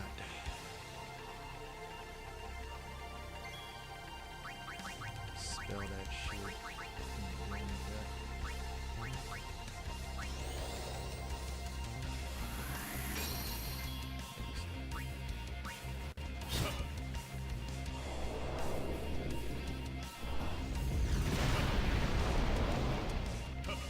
I don't understand. Oh yeah, because he thought he had reflector. That's why. That's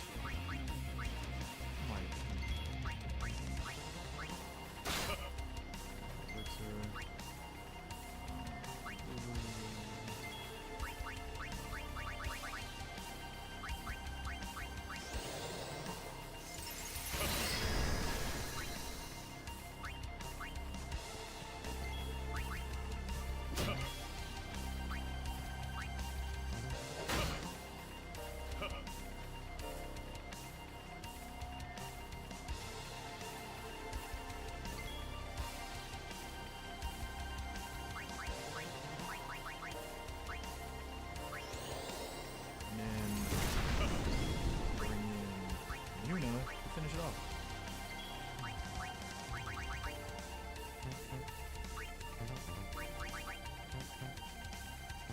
Yeah, for all concept, why not? Delroy is just, I will say Delroy is just like Morgan Freeman in that, like, he's been around for so long that he always looks the same. Like, that man just literally just, like, it's just consistency. If you were to take Delroy from Congo as an example, right? He looks the same in Congo as he does in Sinners. He's obviously a little aged up, but like he still looks the same. Hell, you can look at the Five Bloods. That's another one where it's like, yeah, still looks the same, never changed.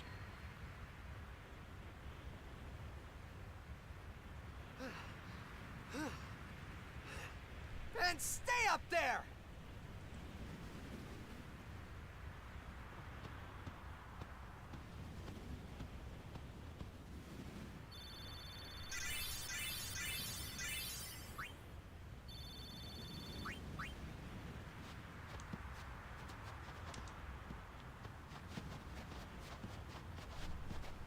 He will become sin with my help. Lies. Forget them. If he becomes sin, Sir Jecht will be saved. We're leaving. You know something, tell me!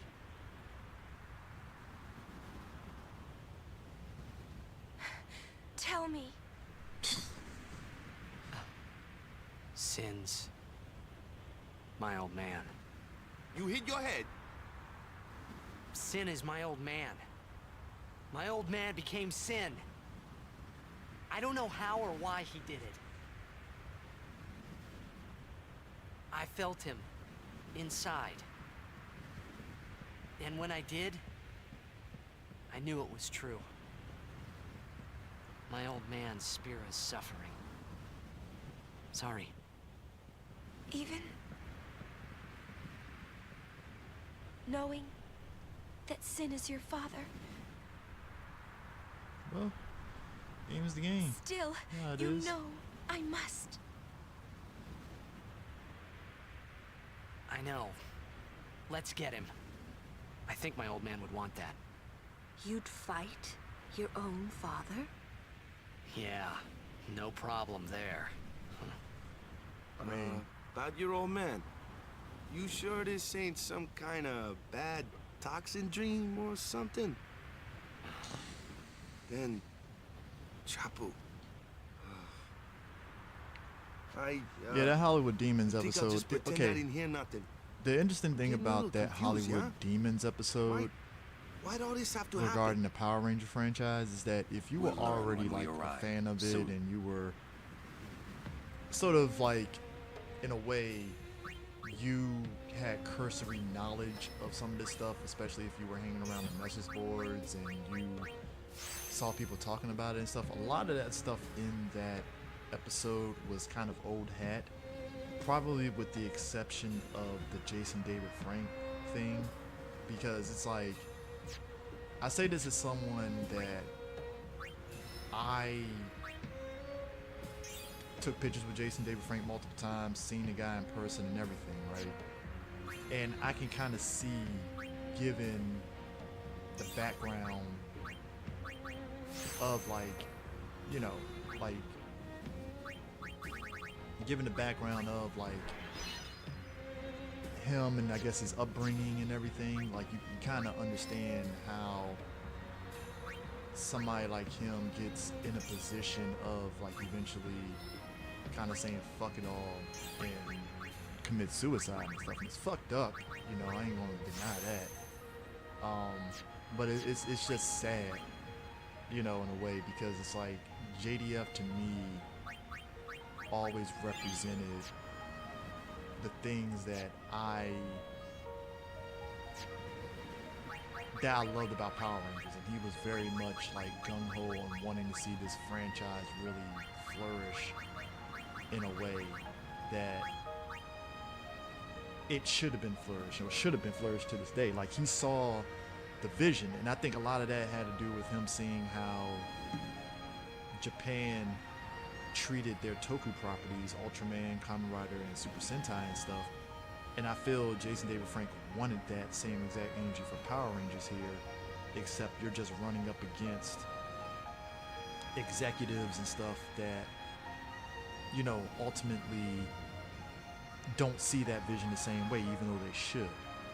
So it's kind of like you get that happening, but you still keep your best foot forward. And then, like I said, his background and just him being such a people pleaser and trying to please everyone and just do everything that he can, I can see how that kind of stuff does eventually kind of break a person, you know, because you're doing so much and you're not taking time to like do any sort of self-care for yourself to be like, all right, let me not, you know, do so much. Let me, you know, chill for a minute and take assessment of my mental health.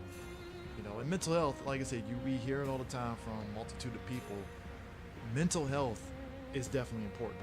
You got to do things that's going to make you be happy. You got to do things that's going to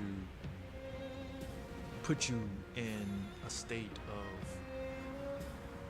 peace of mind.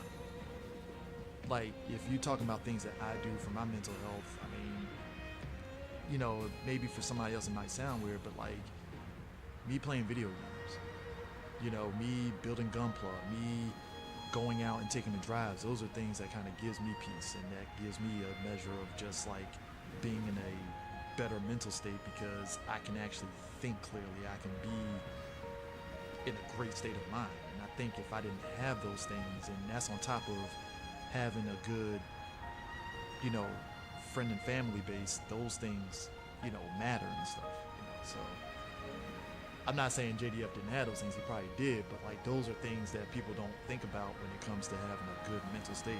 And like I said, people can scoff at video games all you want to, but there is something about playing video games, even if you're playing a game like I'm playing Final Fantasy X. I've played this game so many goddamn times, but there's something fun about playing it that puts you in the state of just being back to how you played the game when it first came out.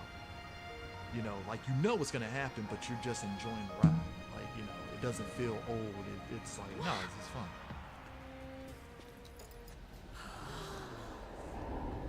So I think everybody, when you think about just, and even on top of just everything with Power Rangers and stuff, like when you think about the way Haim Saban ran Power Rangers, and you see the stuff that happened to Tree, Walter, and Austin when they had to leave the show and stuff, and them not being paid well, and just it's just kind of the thing of how fucked up the show business situation is and stuff, where it's just more greed than a summoning.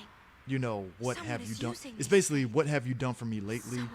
And I liked there was a moment in the Hollywood Demons thing, because that was, I will say this though, there was something new about that whole thing with those three actors leaving the show that I didn't know about, and that was Twee being at that Fox call meeting and basically saying, hey, you should be up here and we should be sitting down. You should sell you to us, because we've been giving you guys big ratings and all that stuff, and I feel we're deserving of more money and stuff.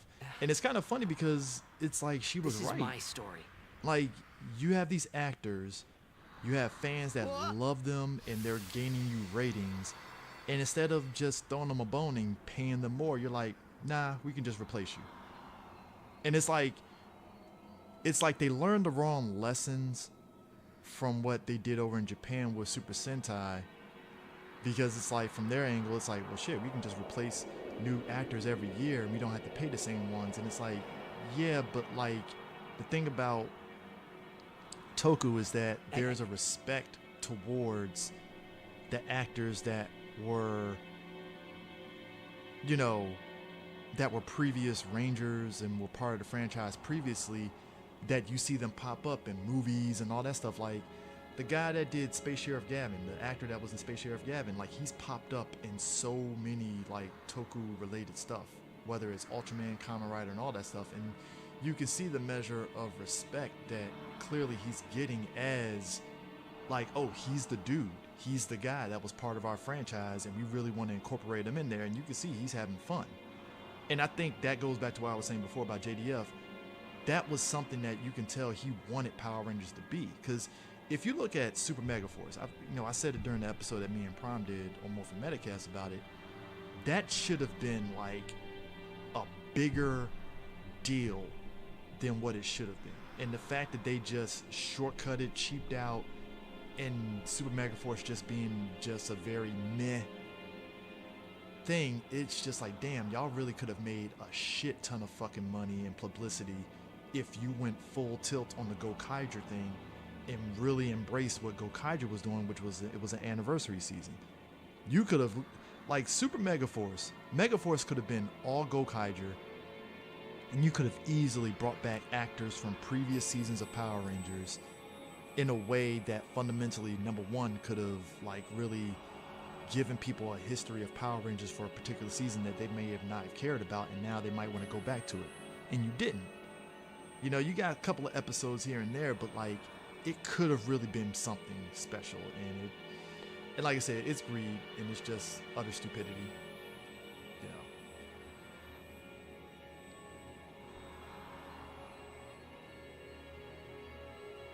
And this is where we get the big plot point.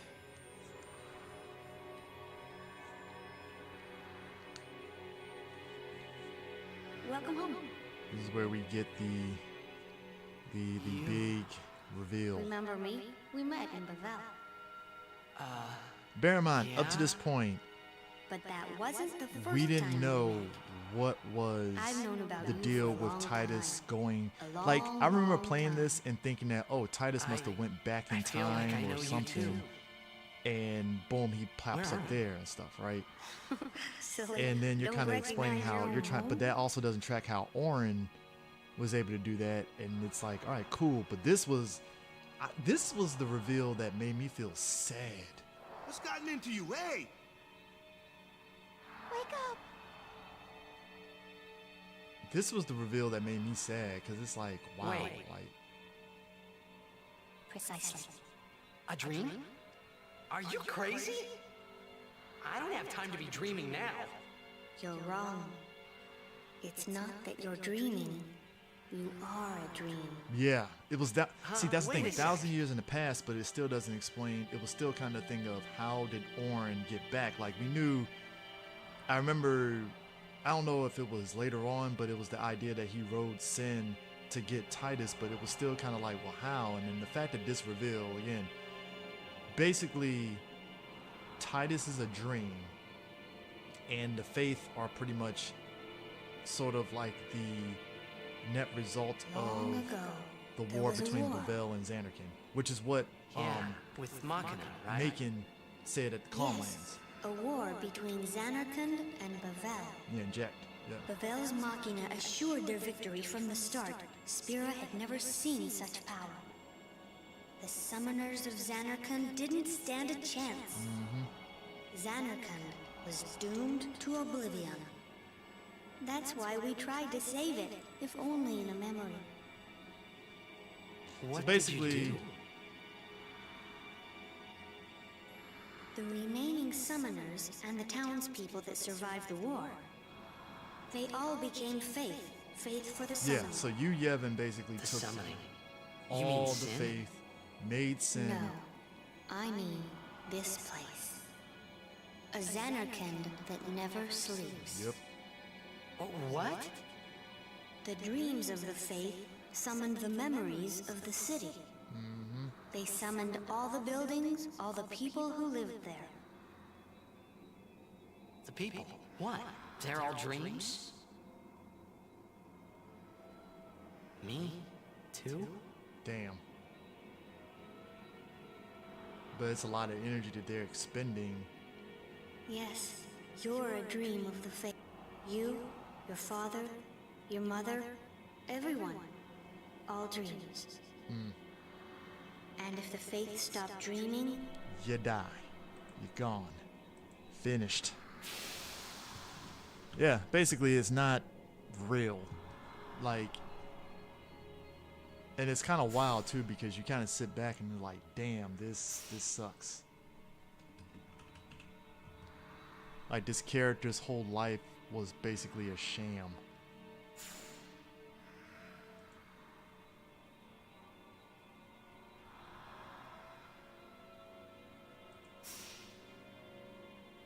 No! So what if I'm a dream? I like being here. we've been dreaming so long. We're tired.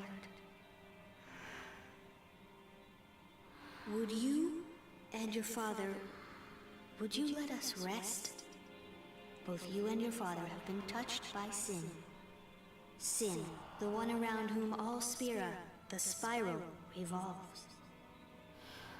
What are you saying?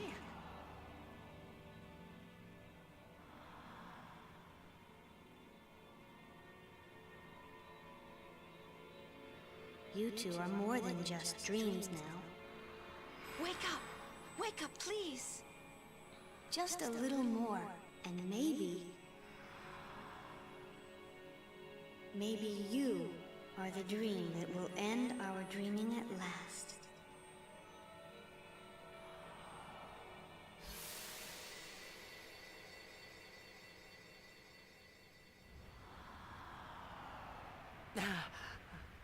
Are you all right? Oh, phew. Hey! We were so worried about you. You okay? I'm okay. What happened? Nothing. I blacked out. I was dreaming. You called me. That's the and I thing. woke The thing up. about Final Fantasy X-2 was the idea that, like, there's still specters of, like, Nothing the like a good faith nap. and the Fireflies I'm still ready. being Let's active, go. which is how you get the Dark Aeons in Final Fantasy X-2. It's kind of interesting because it's like, if you played... So before Final Fantasy X-2 came out, I remember hearing about the international version. And I think at the time, there was videos of stuff from the international version. And one of them was the Dark Aeons, which was pretty much the dark versions of all the Aeons that you got. And there were certain things you had to do to trigger it. I think if you go to the Thunder Plains, I believe you can face Dark Ixion. I said earlier, if you go back to Mushroom Rock, you trigger a battle with the Dark Magus Sisters. If you go back to Besaid Island and try to go back to the village, you end up triggering a battle with Dark Valfor. Same thing with Kilika Island, same thing there. I think Dark Bahamut, I forgot how you trigger it for him. And then the same thing with Ice Chick. There's a part of the game you can trigger her popping up. It's all these things that you can do to trigger it. And basically you're kind of sitting back like these Aeon, Dark Aeons are powerful as shit. They use those same models of the Dark Aeons from the international version to basically use as the Dark Aeons that you face off in Final Fantasy X-2, which are weaker versions of the ones from Final Fantasy X. Everything about Final Fantasy X-2 is basically they do a lot of reusable assets from stuff from the international version, and also stuff from the Monster Hunter Arena, because some of the monsters that you face off in X-2 were monsters that you faced off in the Monster Arena in this game, if you did the whole, Monster Arena thing. So it's kind of interesting that all those reusable assets get used for X-2 to make a okay story. Again, it was just an excuse for folks that I feel X-2, which I'll definitely probably stream, but I felt Final Fantasy X-2 was just an excuse to kind of like, number one, money obviously, but then also just a way to pretty much like people that didn't like the sad ending to this game, and they wanted to see Titus and Yuna get back together, and I think they just made X-2 to pretty much just get that out the way and stuff. Because even with Last Mission, right? I never played Last Mission. I just watched it on YouTube because the gameplay for Last Mission is random as fuck, and I did not want to deal with that. But they imply in Last Mission that Sin could possibly come back. But like I said, the issue is that, to me, you're trying to manufacture something in order to have an excuse to bring the game back together when it's really just dumb to even do that in the first place. Because again, this whole thing in X-2 was basically Yevon was the one that actually did the final summoning that made the fake Xanakin, and he wanted to keep that going. So by virtue of having someone become the final Aeon, you bring back Sin, and that's why you have that 10-year, you have that, year of the calm, and then Sin comes back because Yevon is just rebooting it back up, and it's basically just a revenge, so to speak, because of the whole Bevel Xanarkin fight. It was his way of getting revenge for that battle even happened in the first place, because what it was is Xanarkin pretty much was advanced as a city. Bevel wasn't digging that, and that's why they went to war. So you get why Yevon did the shit, but it's fucked up because it's like everybody else has to pay the price for a goofy ass war that should have never happened in the first place. Yeah, in a way, Eternals, it's like I said, it's just for them, like, because a lot of the storylines from Last Mission onwards is a lot of it. I'm putting in a category of fan fiction because I don't know how 100% true and accurate the book stuff or whatever for Final Fantasy X after X-2 is, but allegedly, like, the storyline after X-2 is that there's a possibility that Sin can come back. And that's why I was just kind of rolling my eyes like, I do not, like, come on, bro. Like, you gave a reason in 10 why Sin is gone. Why even bring it back up? It's just dumb for no reason.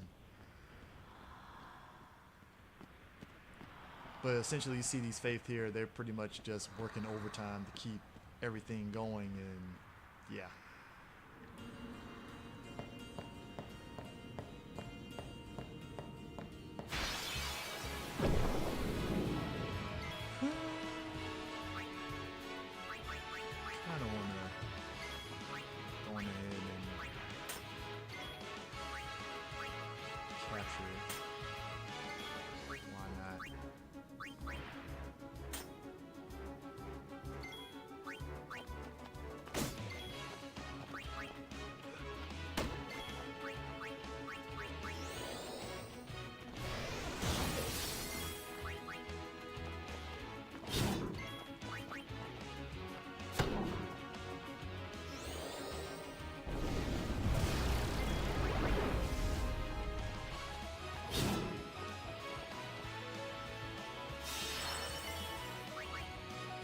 Enough.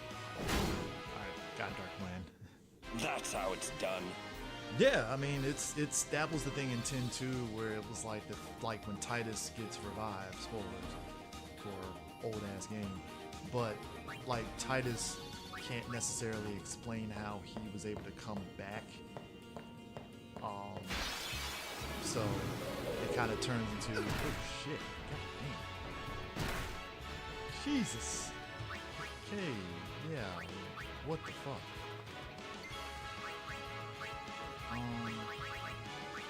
Like he can't explain it. It's just one of those things where he's back, cool, you know.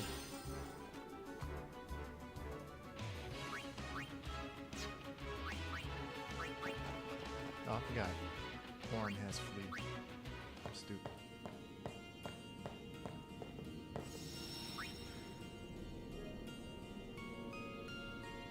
Yeah, I mean, you're stuck there for years. Your dream.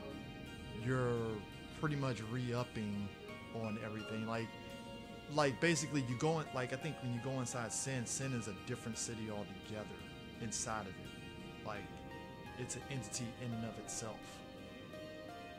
So it's kind of like when, spoilers, but Orin more or less got killed by Lady Unalesca because he didn't like the fact that Braska sacrificed himself, and Jack became Sin, and that's when Jack figured out, like, oh, this is an endless cycle. Like, there's no quote-unquote beating Sin. This is just gonna happen again. And he wasn't digging that shit, and that's how he got killed, but he still survived. Like, the world of Final Fantasy X is interesting because it's like, you don't necessarily die per se, but if you have the will to keep going, you can pretty much stick around for as long as you want, more or less, until you decide, okay, I don't want to be here anymore, and then boom, you get sent. Which is, spoiler, you find out in 10-2 that making the old man that's been telling the story of Spira, he's been dead for fucking years. So he knows. So the fact that so initially when you see him, the fact that he has knowledge on everything, you don't think much of it because, hey, you know, he's probably just an historian. But the fact that he knows so much details about what happens in Spira and all that, it's like, huh, interesting. And to be honest, I think that is something in 10-2 that I enjoyed, is that a lot of the full circle stuff from 10, a lot of stuff from 10 that goes into 10-2 that gets kind of explained. I actually dig that they actually kind of full circle a lot of those moments.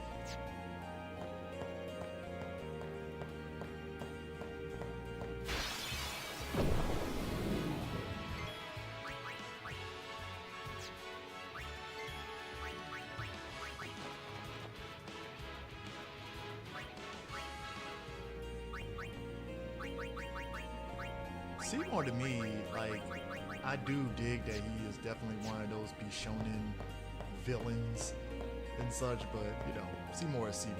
Like, what are you gonna do? Looks like we got a job to do, yeah? If anything should happen in the water, we're relying on you three. If it gets dangerous... Right.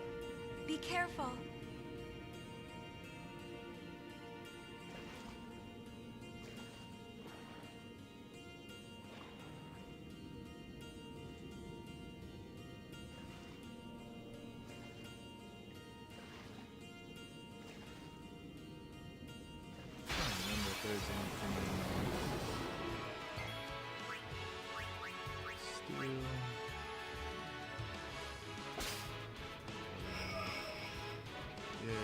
I think I might be able to do enough damage to heal. Nah, thought I would. Should, yeah.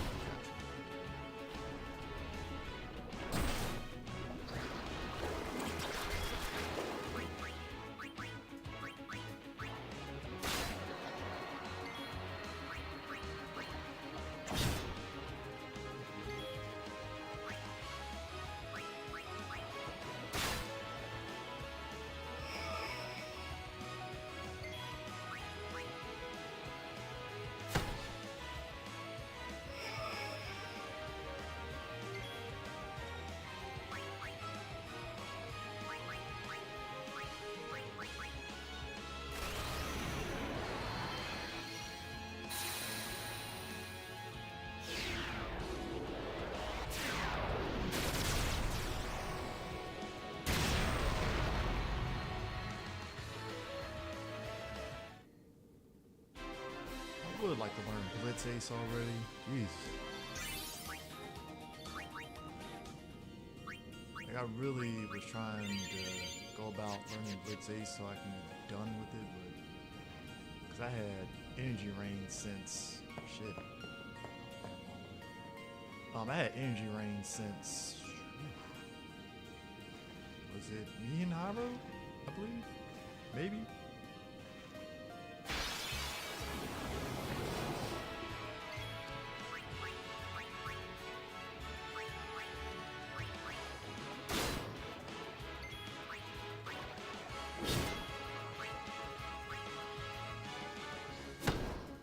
Handle.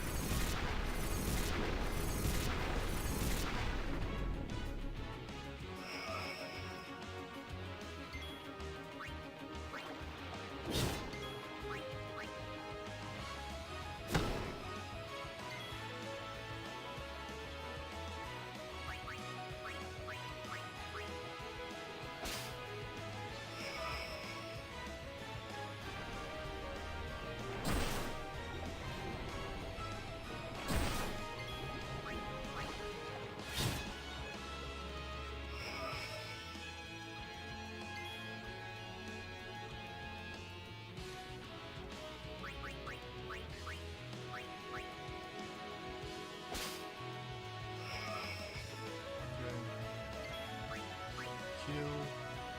Bam! I did not kill. Okay. How did I not kill?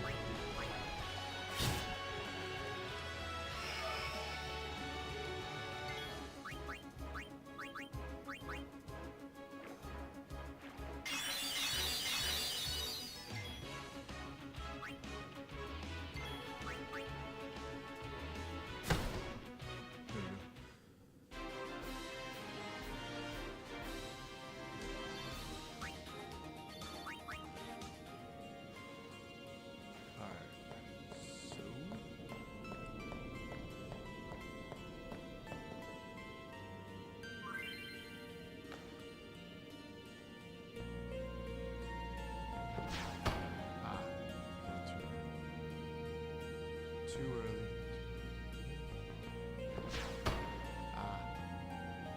Too early, too early, too early.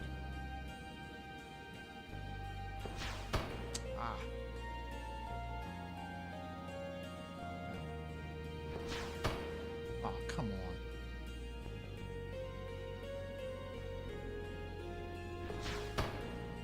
What?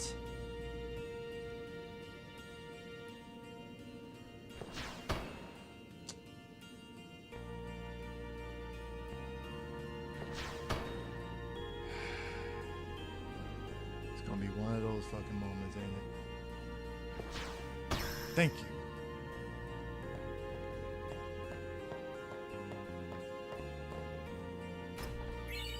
It is interesting, like in 10-2, these things are gone, so it's kind of pointless even going through here because there's no chest or anything. Because again, you kill Unalesca, you don't have like, what sort of thing are you gonna go through, you know?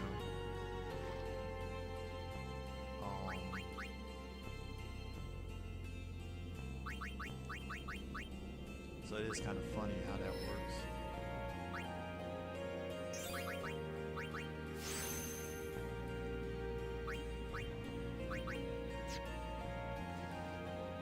It's like,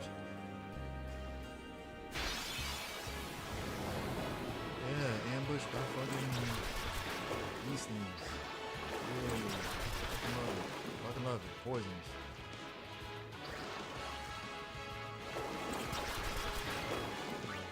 Not deal with this shit. Damn, if I'm gonna fucking go through that.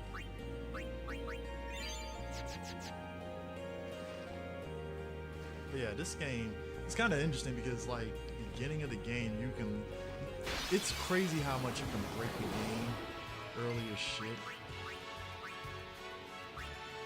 Like by virtue of to the beginning part of the game where you just have Titus and Orin and then the Xanarkin from 1,000 Years, you can basically build up to get the overdrive stuff like Warrior and it's Warrior and something. Hold up, which one was it? Warrior and Slayer you can get early from the beginning, basically, because essentially Warrior and Slayer, Slayer means that you get it from defeating enemies. Slayer you get it from defeating enemies. Warrior you get from just damaging enemies. So if you spend, I'm gonna go ahead and say maybe an hour, maybe 2 hours for good measure in the opening parts of the game with the sin spawns and such, you could literally get those two for Orin and Titus in the beginning. Now you do that, once you go there, now when you get to where you meet up with Riku and you're going through that, you can kind of sort of build up your overdrive meter with Warrior to where you can pretty much go into overdrive easily, and then by that time you can get slice and dice.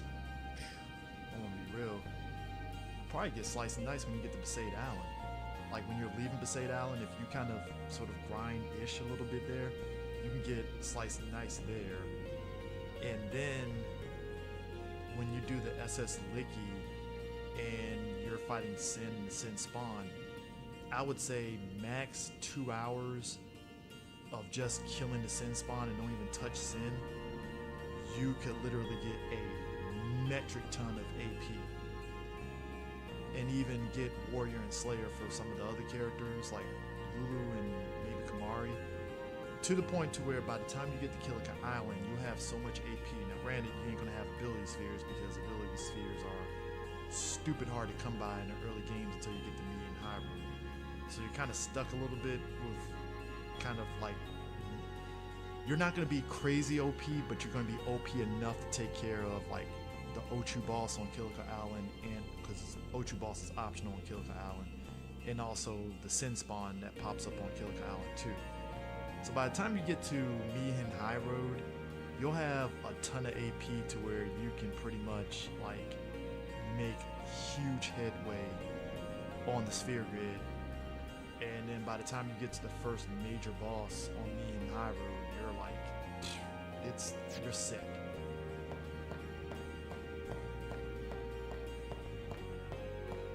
Like I said, this game breaking is fun.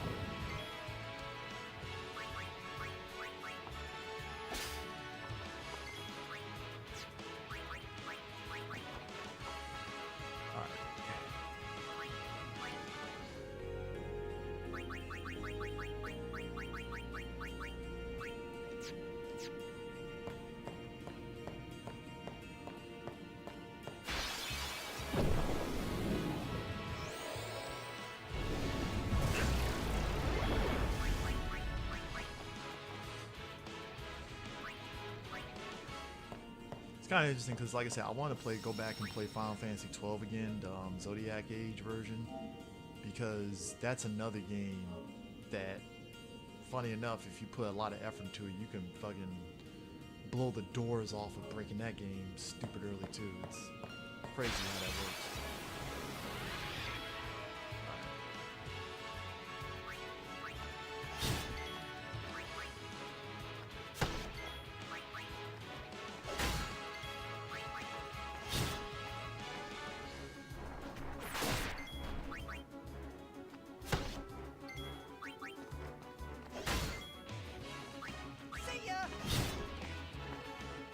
That.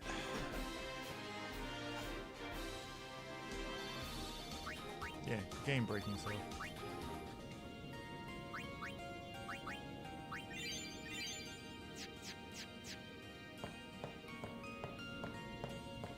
I gotta go up here.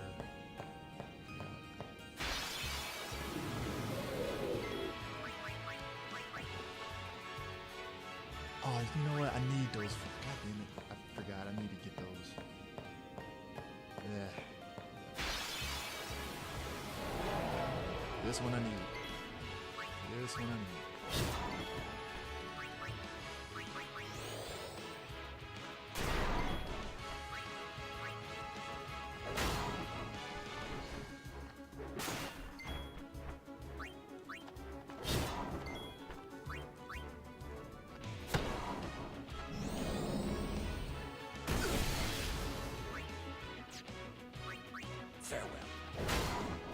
a behemoth. That's how it's done.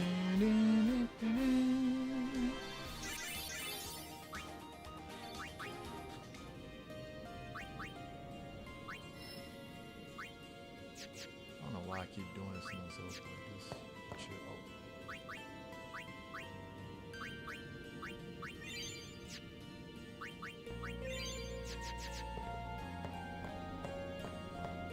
You forget you gotta go down here, now bring up all that stuff, and then yeah. Strange happenings. Just trying to remember how it goes. I think green is Waka, blue is Titus.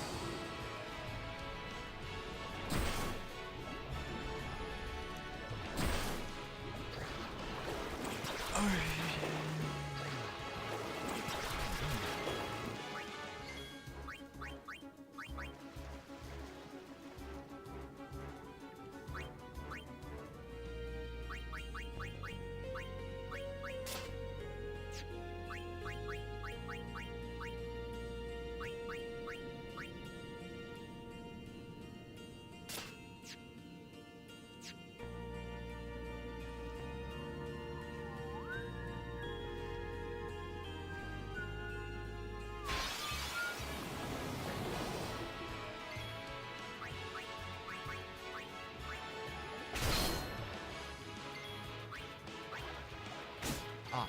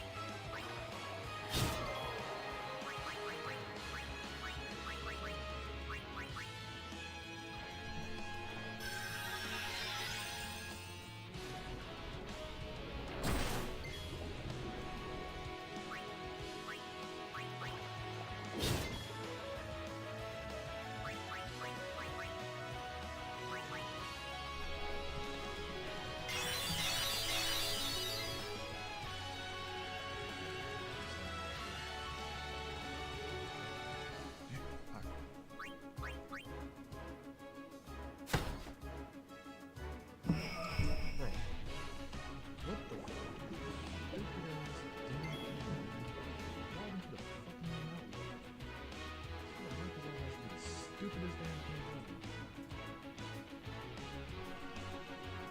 Anyways, sorry about that.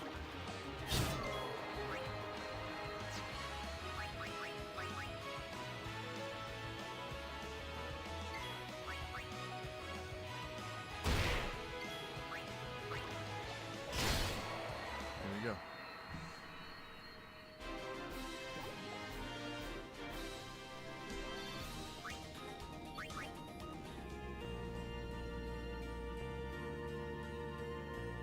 I want to say Riku is red, Waka's green.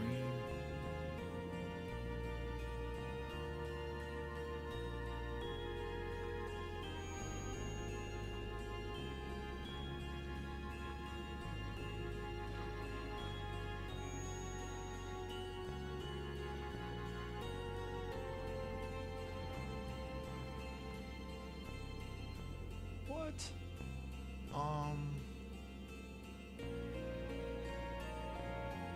Don't tell me she's green.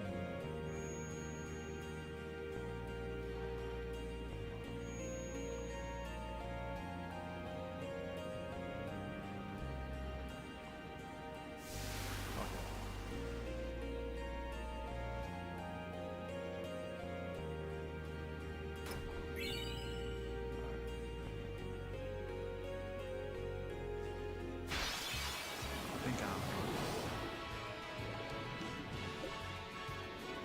always an ambush. You can never just give me just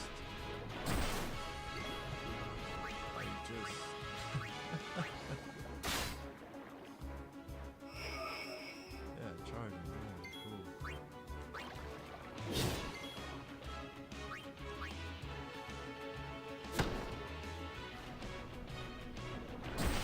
Cause of course she dies. Why wouldn't you?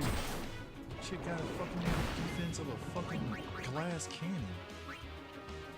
Fucking Mr. Glass over here.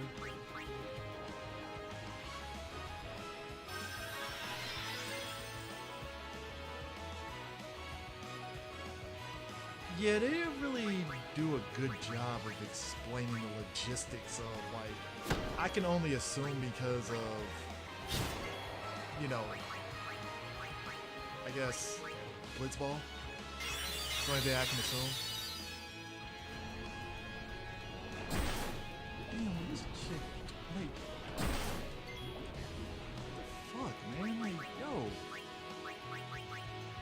Tired of this shit. This chick can't take damage for shit.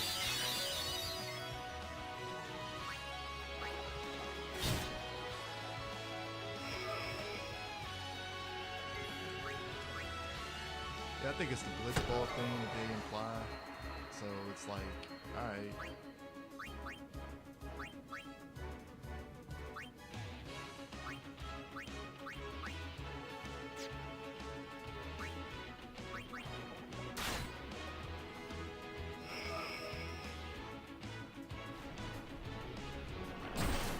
I'll tell you, man, chick can't take damage for shit.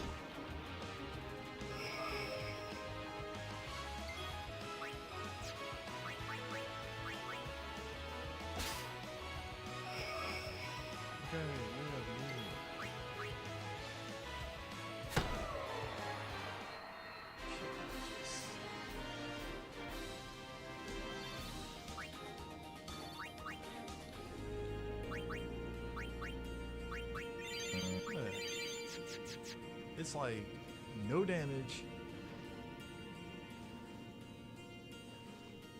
So I believe that. So you have that, and I think the other side, which I need to.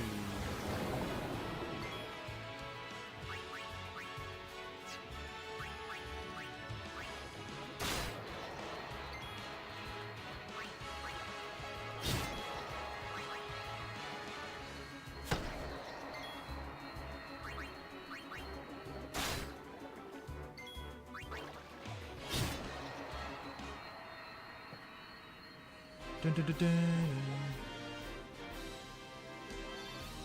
You know, in the grand scheme, given how advanced Xanarkin was and such, you know what? I'm not saying it's right, but you kind of get the vibe of why Bavel probably felt some way about them. Because if you think about it, like, there's a thing in this game where Bavel sees it itself as being so important over every other place in Spira.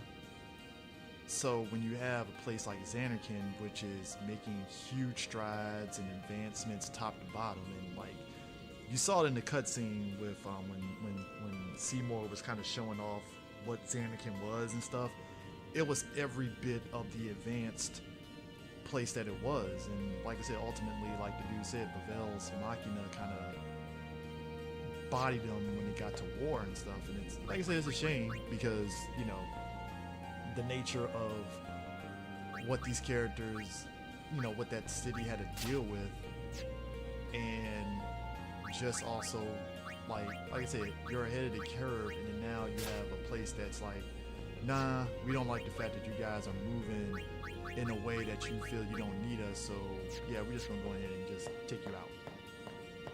And it's fucked up, like just top to bottom.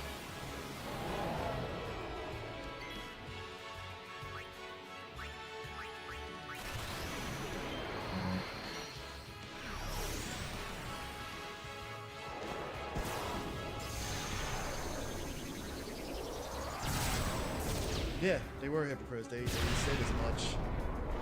They said as much in the when they went to the Bavel cloister trials, where they saw the Machina, and Walker was like, what the fuck is Machina doing in Babel? That's like hypocritical to what Babel represents. You know, and that was the thing that kind of set it off, like, okay, something's up.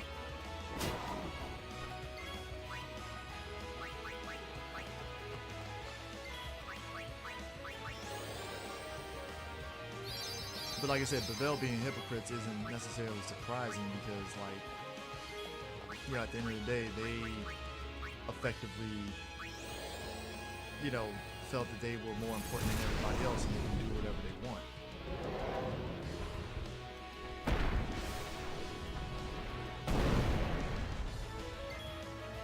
Fuck me.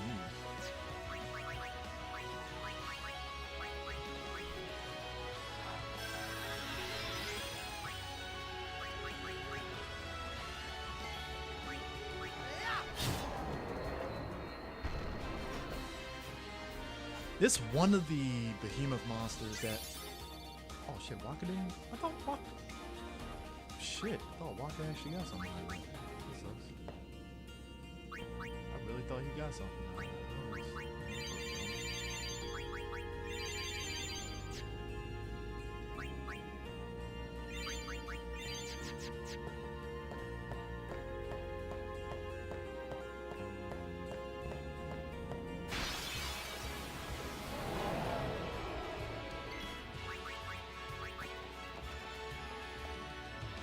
Yeah, but Pavel was whole ass hypocrites for that shit, like, top to bottom.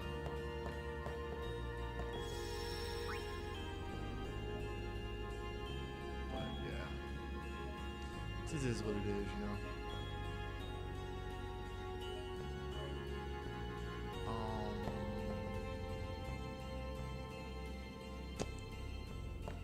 Do that. Yeah.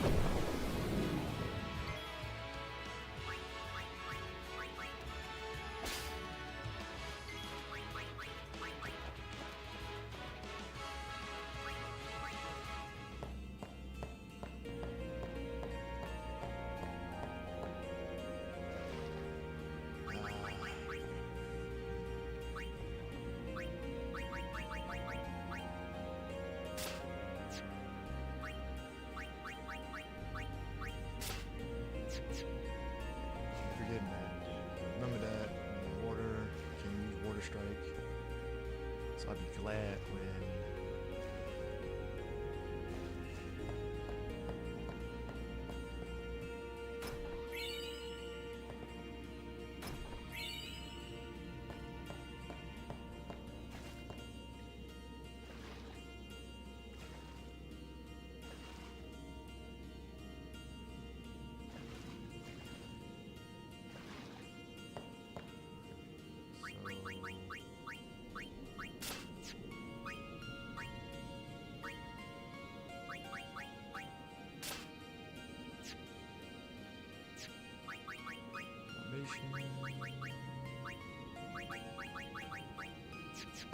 Just cause, so we got that. I might need to.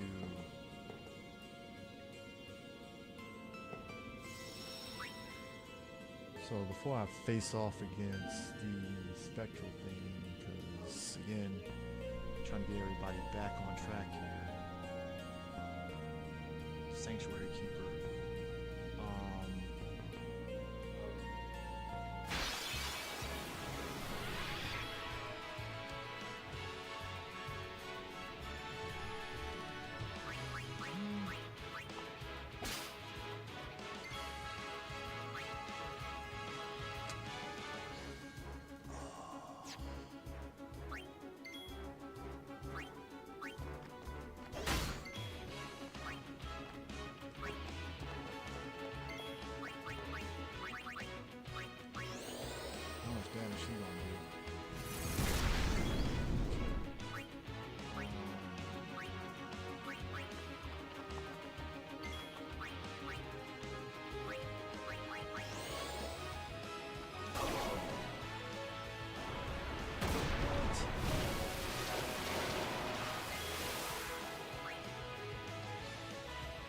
Huh.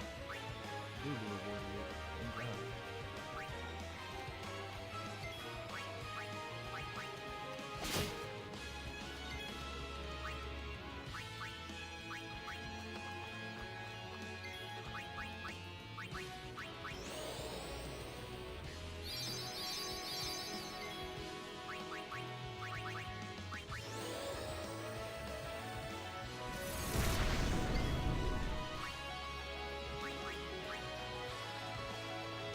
This ends now.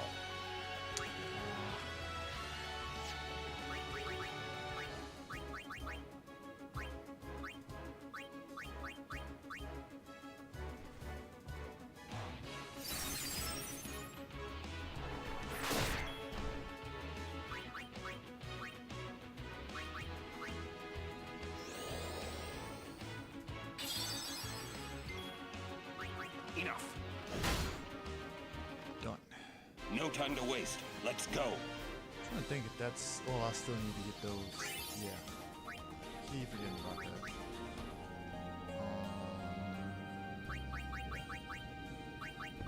Let me go on ahead and equip that. Since it's stupid.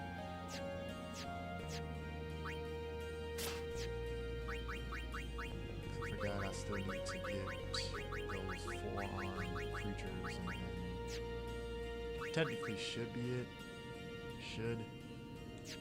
Keyword on that. Should.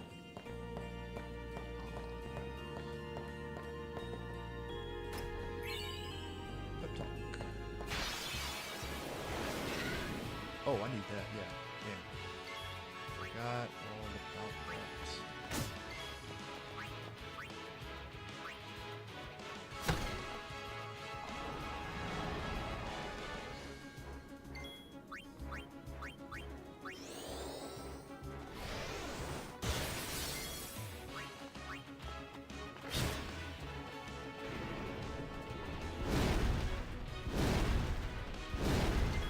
Not much damage. It's over.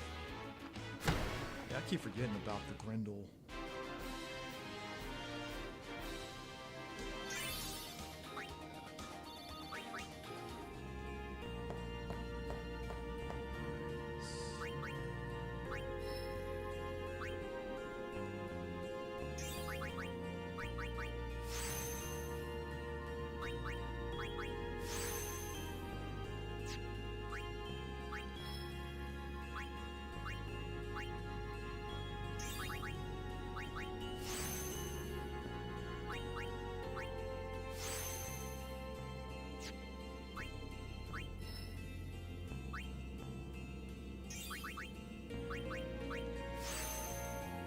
Trying to learn double cast for Lulu. Like I said, just the task of getting all the way to double cast is a bitch. But Xanarkin Ruins is going to be the one where I can level up more and get where I need to go. So I can't complain too much about that.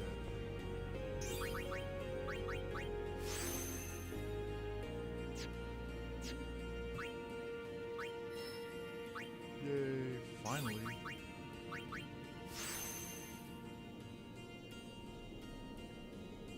So full life. Now, holy, which is great. Now I can go down here, get that, get the level 4 there. Cool. Which I don't mind.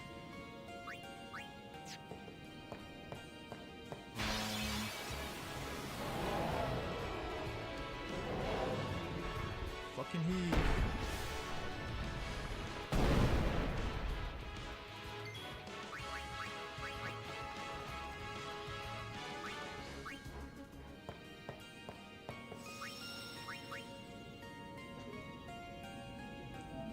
I think I only need that, and I think I have everything in here.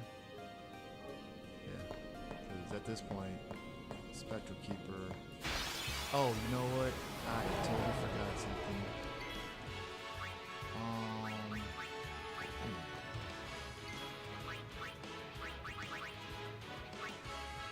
Okay, Bio might already do it. And yeah.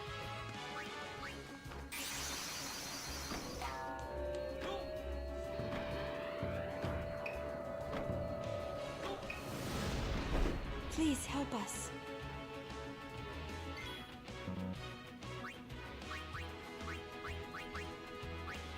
Bones.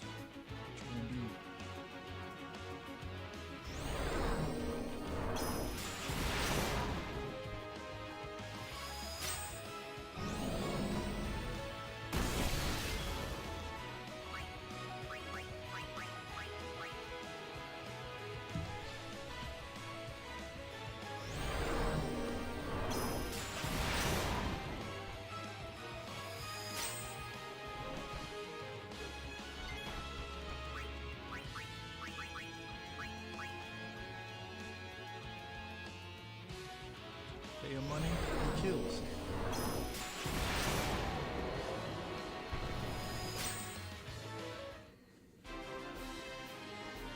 Pay that man his money.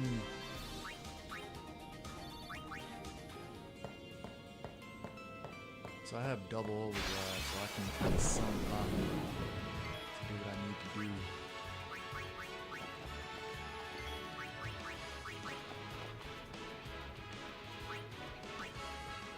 Like I said, the whole fight with Bavell and them was just... It was a shit show, but I mean, let's just be real. That's art imitating life when you think about it, right? Like the idea that, the idea of going to war on stupid shit, you know? They'll be upon us soon. She has sent fiends to test our summoner's strength. Who is she? Yunalesca. Lady Yunalesca. In Zanarkand, she awaits the arrival of the strongest. She is still alive? As much as Micah and Seymour. I see. Lost your nerve? No. Nothing frightens me now. Braska would be proud. Then, I must not let him down.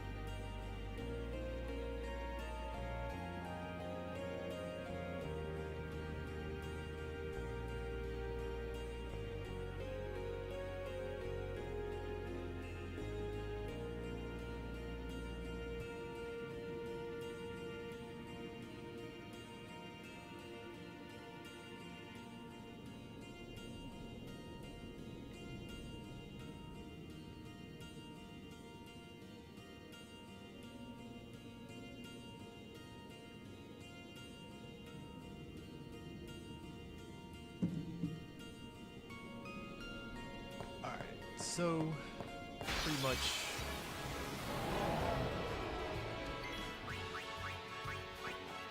Alright, so... Pretty much got...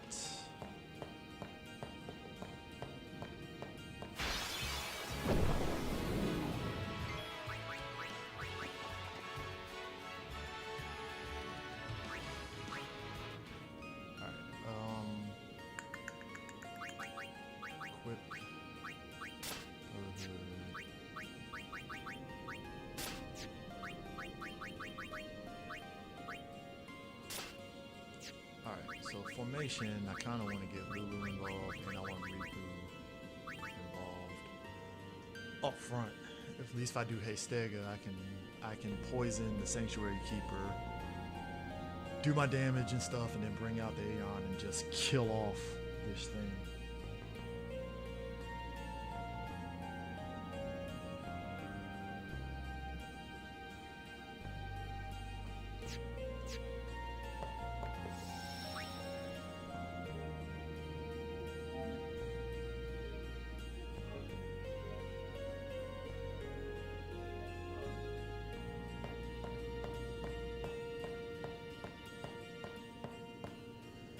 we go.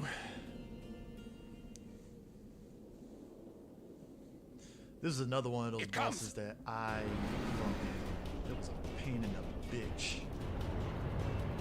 First time I played out, like I spammed, like I said, my first time playthrough, I spammed the shit out of Aeons. Like I was like, bump this.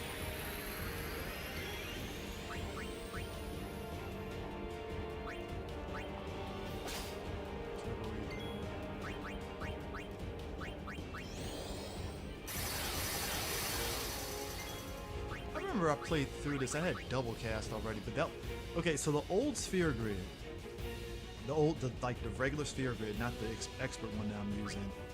It was easy to get double cast at this point if you were like pretty much doing what I was doing.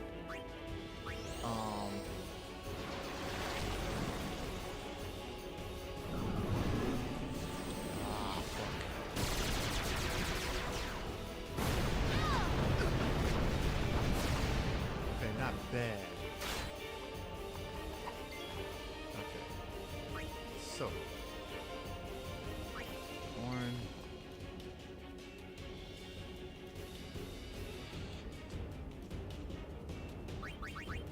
Okay. We gotta remedy her, because that's gonna be a fucking problem. I don't wanna deal with it. Get her out. She did her job.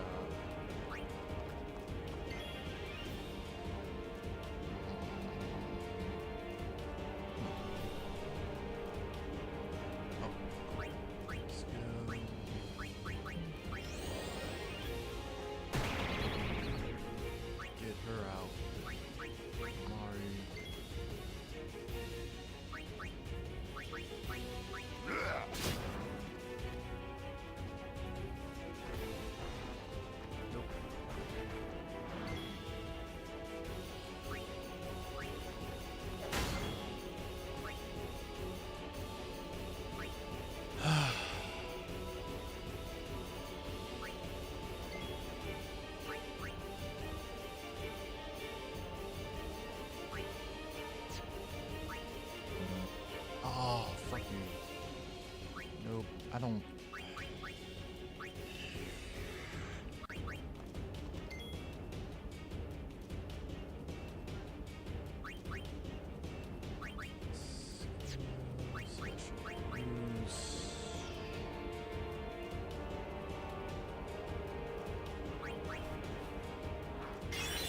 I want to see if I can.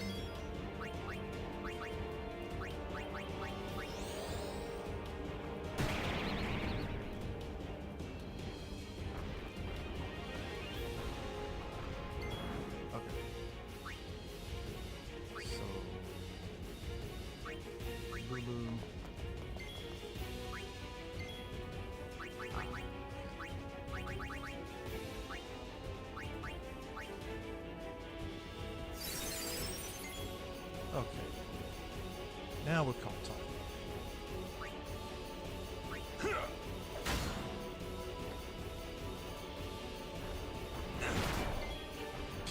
didn't do shit.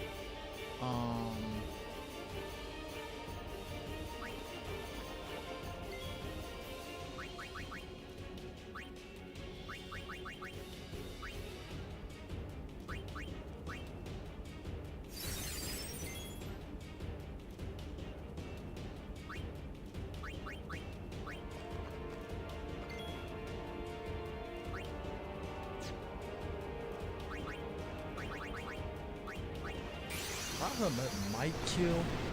Might. Keyword on that, might. I know he was doing a shit ton of damage. But I got everybody involved that I needed involved, so Mega Flare should kill. Should.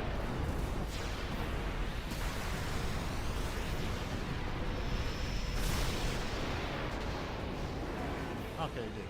Cool. Cool. That's all I needed.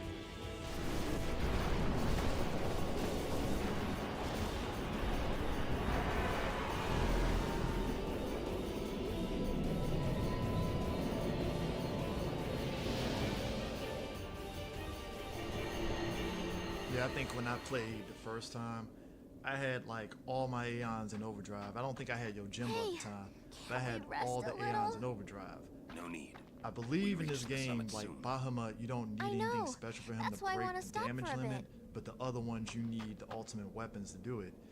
So, Soon means like that there's not much time first left. 4, Riku, we're doing 9,999 I'll damage. think on the way. So in my head, I was calculating, okay, if I do all their overdrives, then, oh, I'll be straight, we're gonna be good, yada, yada, yada.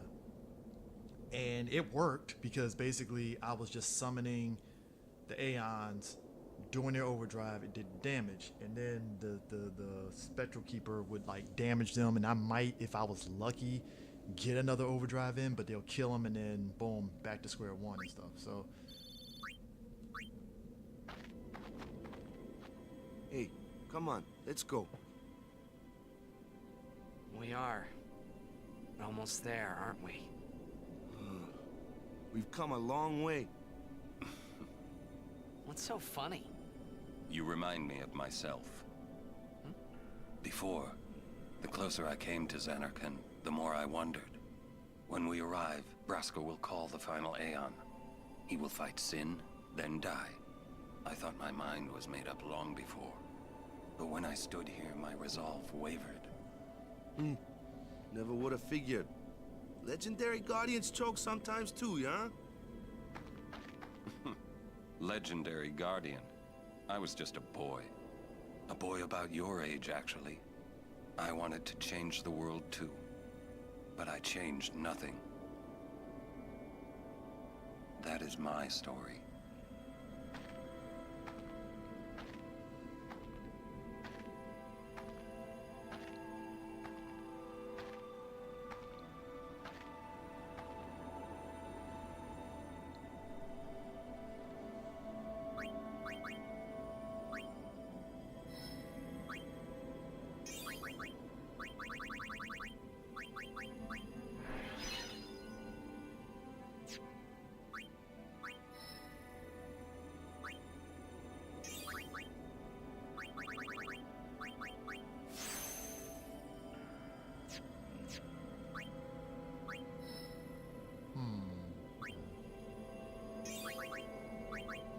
At least if I learn Flare here, I can do Black Magic Sphere and get Lulu to learn Flare, and I don't have to worry about going through all that nonsense just to learn that one thing. 'Cause I really wanted Flare, but Ultima I definitely want to learn too, so.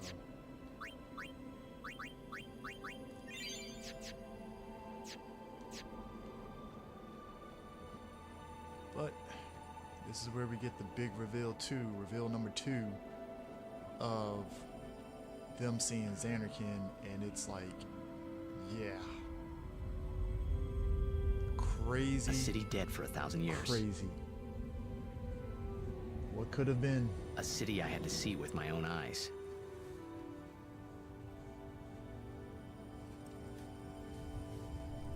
The end of Yuna's journey.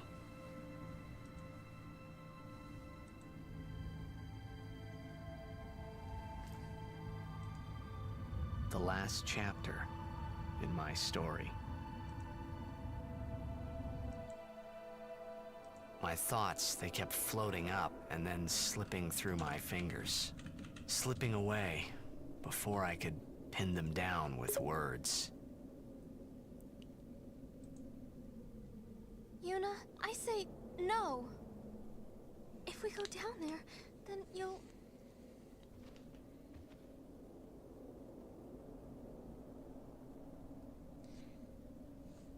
Riku, you're a true friend, and I thank you, but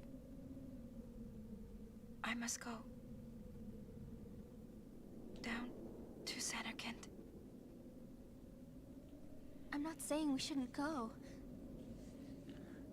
But should we think about it some more?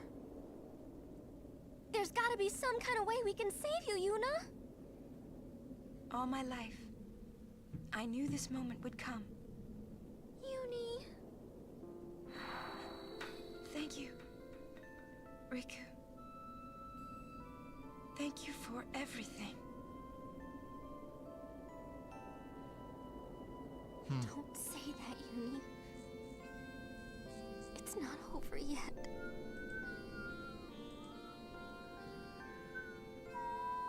Tell Sid. Thank you. You can tell him yourself. You know what? I kept telling myself I was gonna get the DMC collection because now that I actually finished building my gaming PC, We're gonna see each other again, okay? I kind of basically I got Kamari, motivated to finish my let's go. gaming PC because I wanted to play South of Midnight, and I totally blanked out the fact that South of Midnight wasn't a multi-platform release. So I was like, well, I guess this is reason enough for me to actually finish my gaming PC. So now I'm gonna actually play South of Midnight. I gotta get an Xbox controller, which I'll probably get from Best Buy this week, and then I probably will definitely stream South of Midnight for sure, and get that going. But yeah, I might buy the DMC collection on Steam, just because I know people have made complaints about like the DMC collection, and it's like there's a lot Sir of good Oren, things with it, but then there's also Kimari things told with it me that's just not when that my great. father So wanted me taken from Bavel you know, to Besaid, take of that it what was you will. you who told Kamari, right? I had always wanted to meet you someday. I am truly glad that I had that chance. Having you as a guardian was so great an honor. I don't know how to thank you. Perhaps if I defeat Sin, that will be my thanks to you. That's what I'll do. Yes. I will challenge Sin. I will defeat Sin. But I do If like it's you kind of are all crazy. there Like we've watching gotten this, to a point then I with guess Sin is already gone. gaming now that and so that am I. CG scene that we just saw with Xanarkin, you could Anyway, literally I just wanted to say, that could literally Sir be the Oren, actual gameplay of a game now. I thank you. You know what I'm saying? Like that's Kimari. yeah. But I know Do you remember the first day Godchild, we you met? mentioned earlier about them doing the Final Fantasy I was only 8 7. remake. I would be down for that. My father had Final Fantasy 8 is defeated one of those Sin, games that like and all Bavel was celebrating. I have a hard time Everyone like was going back to saying and what a playing hero my because father the junction was. system I was so is happy. just But when night came, it occurred to the me. junction system in Final My Fantasy father 8 had was defeated so Sin, like and now crazy he was dead.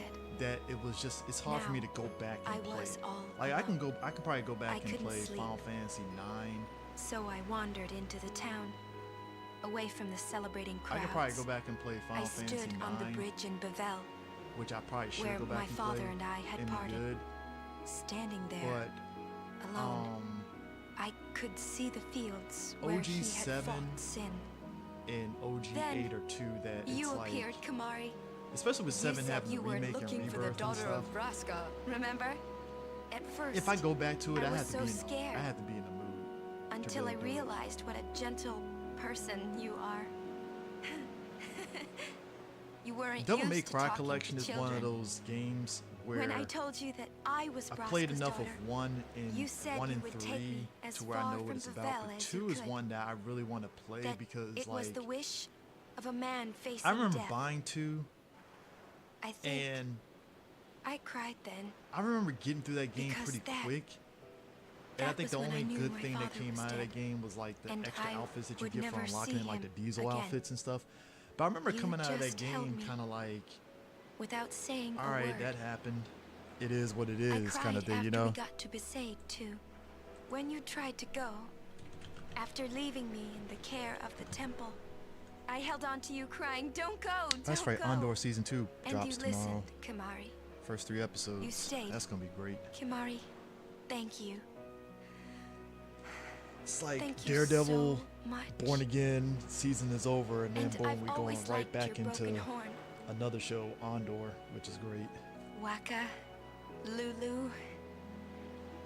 I'll never forget my days I actually spent enjoyed with you. Daredevil Reborn, Growing up Born in Again. Besaid. We always played together. I'm trying to make us sure I and don't Chapu. jump ahead of myself That's why on I was theorizing always so shit that can happy, happen I next think. season, because like, And when so you refused to let spoilers me for become the a season summoner, finale of Daredevil Born and I Again. did it anyway, So I'm Kingpin sorry. pretty much mayor, I've always he's wanted gone to full apologize. tilt into You know, basically When you imprisoning tried all to stop me vigilantes then, and people that really, he I effectively was sees as happy. a threat to what I he's could doing. tell you really So he's cared locked about up me. swordsman. You were like Yeah, the same my swordsman big from brother Hawkeye. and sister. He's locked up No, Frank Castle because Frank I got think taken by the you cops that really were were Punisher and my stuff. big And brother and I actually sister. love that scene because he's just laughing at him like, you guys really What don't else? understand this Punisher and what I do. Like, that's a love great scene. watching But you play basically, he has blitzball, everybody locked Waka. up.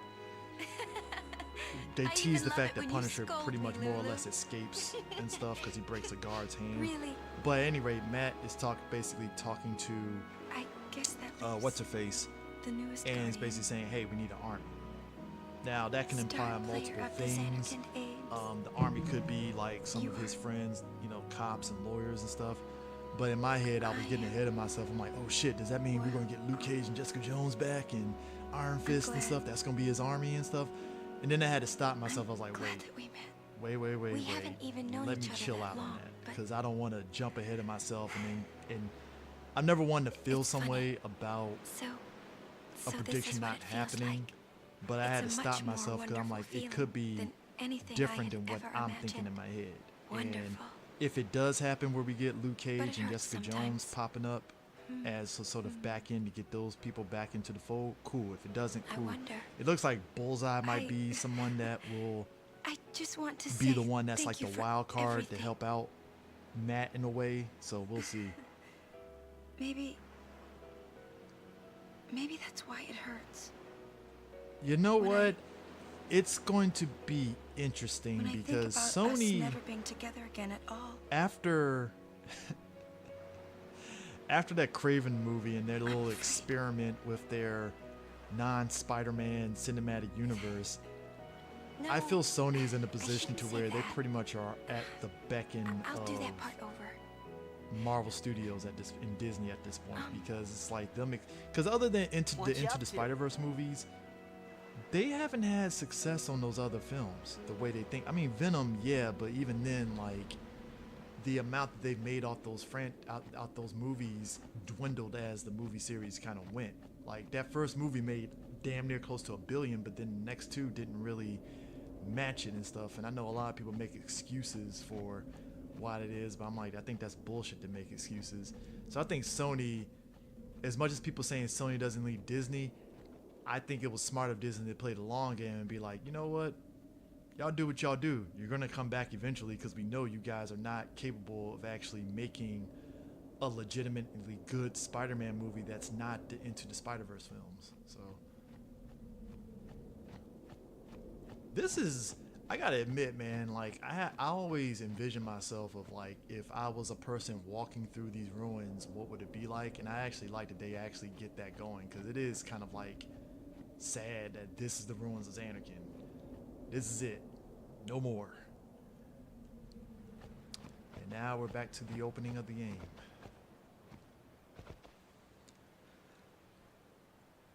Yeah. So I may pause and take a break for a bit so I can get some lunch and stuff. And then I'll be back to kind of do some Xanarkand stuff, possibly. Maybe. I don't know.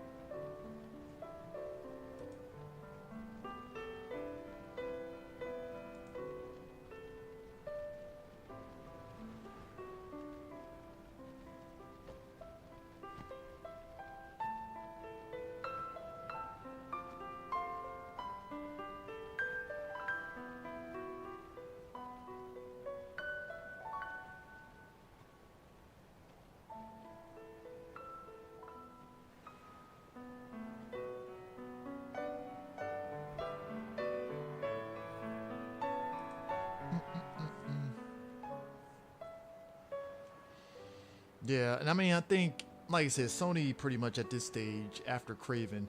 And you know what's crazy about Craven is that out of all those films, and this might be sacrilege to say, I kind of sort of liked Craven, even though it was like fucking stupid as shit. I kind of sort of liked it in a weird way. Their version of Rhino. Listen to my story. Okay. It's like This I dug it, may be but our last like chance. it was kind of like, all right. If the robotic Rhino in the Amazing Spider-Man 2 movie was very like, I get what you're doing, but it didn't hit for me. The Rhino in Craven, it was like it was halfway there of what you think of Rhino as a dude that looks like a rhino, you know, except he's not in the suit. Hey, he's just there was went through more, a mutation right? and stuff. Yeah, I mean, like that time. But it was anyone? like, all right, I see what you're trying to do, and I think I don't know yes. what it is about Sony and think why that they we don't should just say stop. fuck it and just put a big dude in a rhino Maybe. suit and throw some For now. CGI into it. Because I mean, if you look at the first and even the Miles Morales Spider-Man game, Rhino in both of those games was dope as shit. And that's how Rhino should be. So it's like, it felt like it was the best of both worlds, where it was like he was Let's in go. a sort of like suit, sort of, so to speak, but it was clearly a big dude in it and stuff. Kind of a shame that in Spider-Man 2 we didn't get, I mean, they implied that essentially like Kraven killed Rhino, but it just felt very like, boo, really? That's how he, you know, that kind of shit. So, yeah, it's kind of.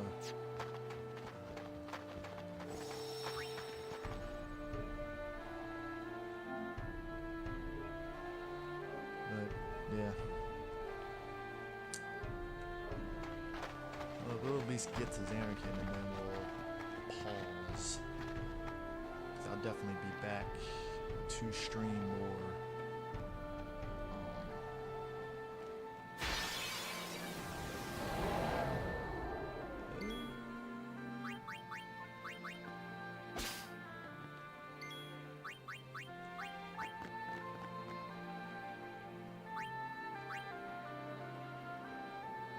And what's weird is that like Hardy was actually good for what those Venom movies were.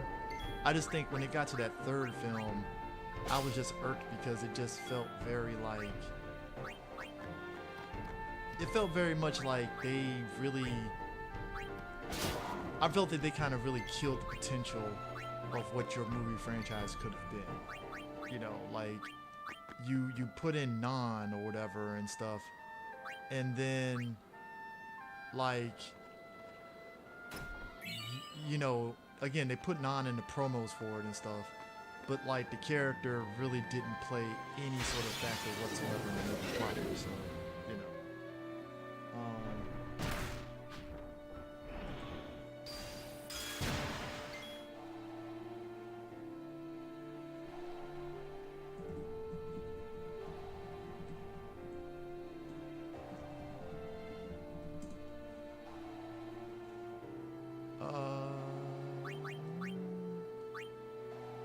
Actually, yeah. Still from hell. I need to get this guy up out of here.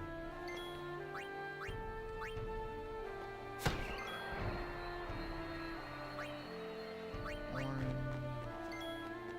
Switch to Beastmaster.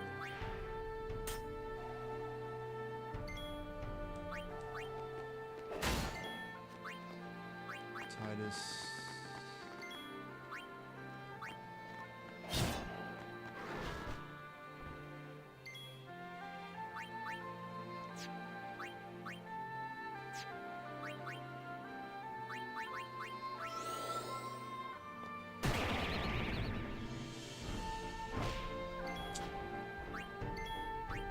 Enough.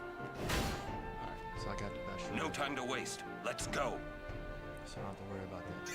Yeah, but killing off the Sinister Six off screen, that, like I said, that never bothered me. But I do admit, like, the promotion for Spider-Man 2, it would have been nice to intersplice, like, hey, Peter's trying to save the Sinister Six and say he's fighting them, and in the midst of it, Kraven's goons kind of intervene during the boss battle or some shit like that. That net results in Kraven like getting them, or maybe we see a cutscene where they try to get at Kraven and Kraven, you know, that kind of thing. Because it's like, it would have been nice to see how, like, we saw how he killed off Scorpion, which I was like, oh shit, dope. But it's like, okay, he took out Shocker, he took out, it looked like he had a hard time, I believe, against Vulture, which I'm like, okay. But again, it's like, you could have showed that shit, you know. It was, like I said, it was a choice that I was just like, all right, cool, I guess, you know. Because you kind of just, you know, you felt very like, oh man, this could have been so great. But like I said, they made a choice on it. It is what it is. What can you do?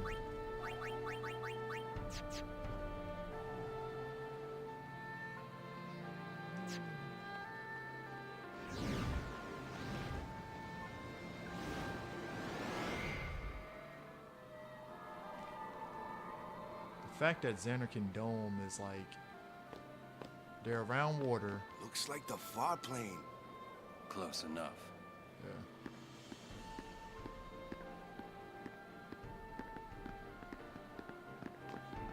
Sorry, I'm like all over the place on this stuff because, like I said, I think an updated version of what Xanarkand Ruins would look like would be surreal as shit, personally. Because even the visuals here, you kind of look at it and it's like, damn, this is sad, dead city. You forget that it's on top of water, by the way. You know. Because just that visual alone of a dead city in the middle of Is that edible? water and just everything, it's kind of very, I could say sinister sort of vibe, but yeah.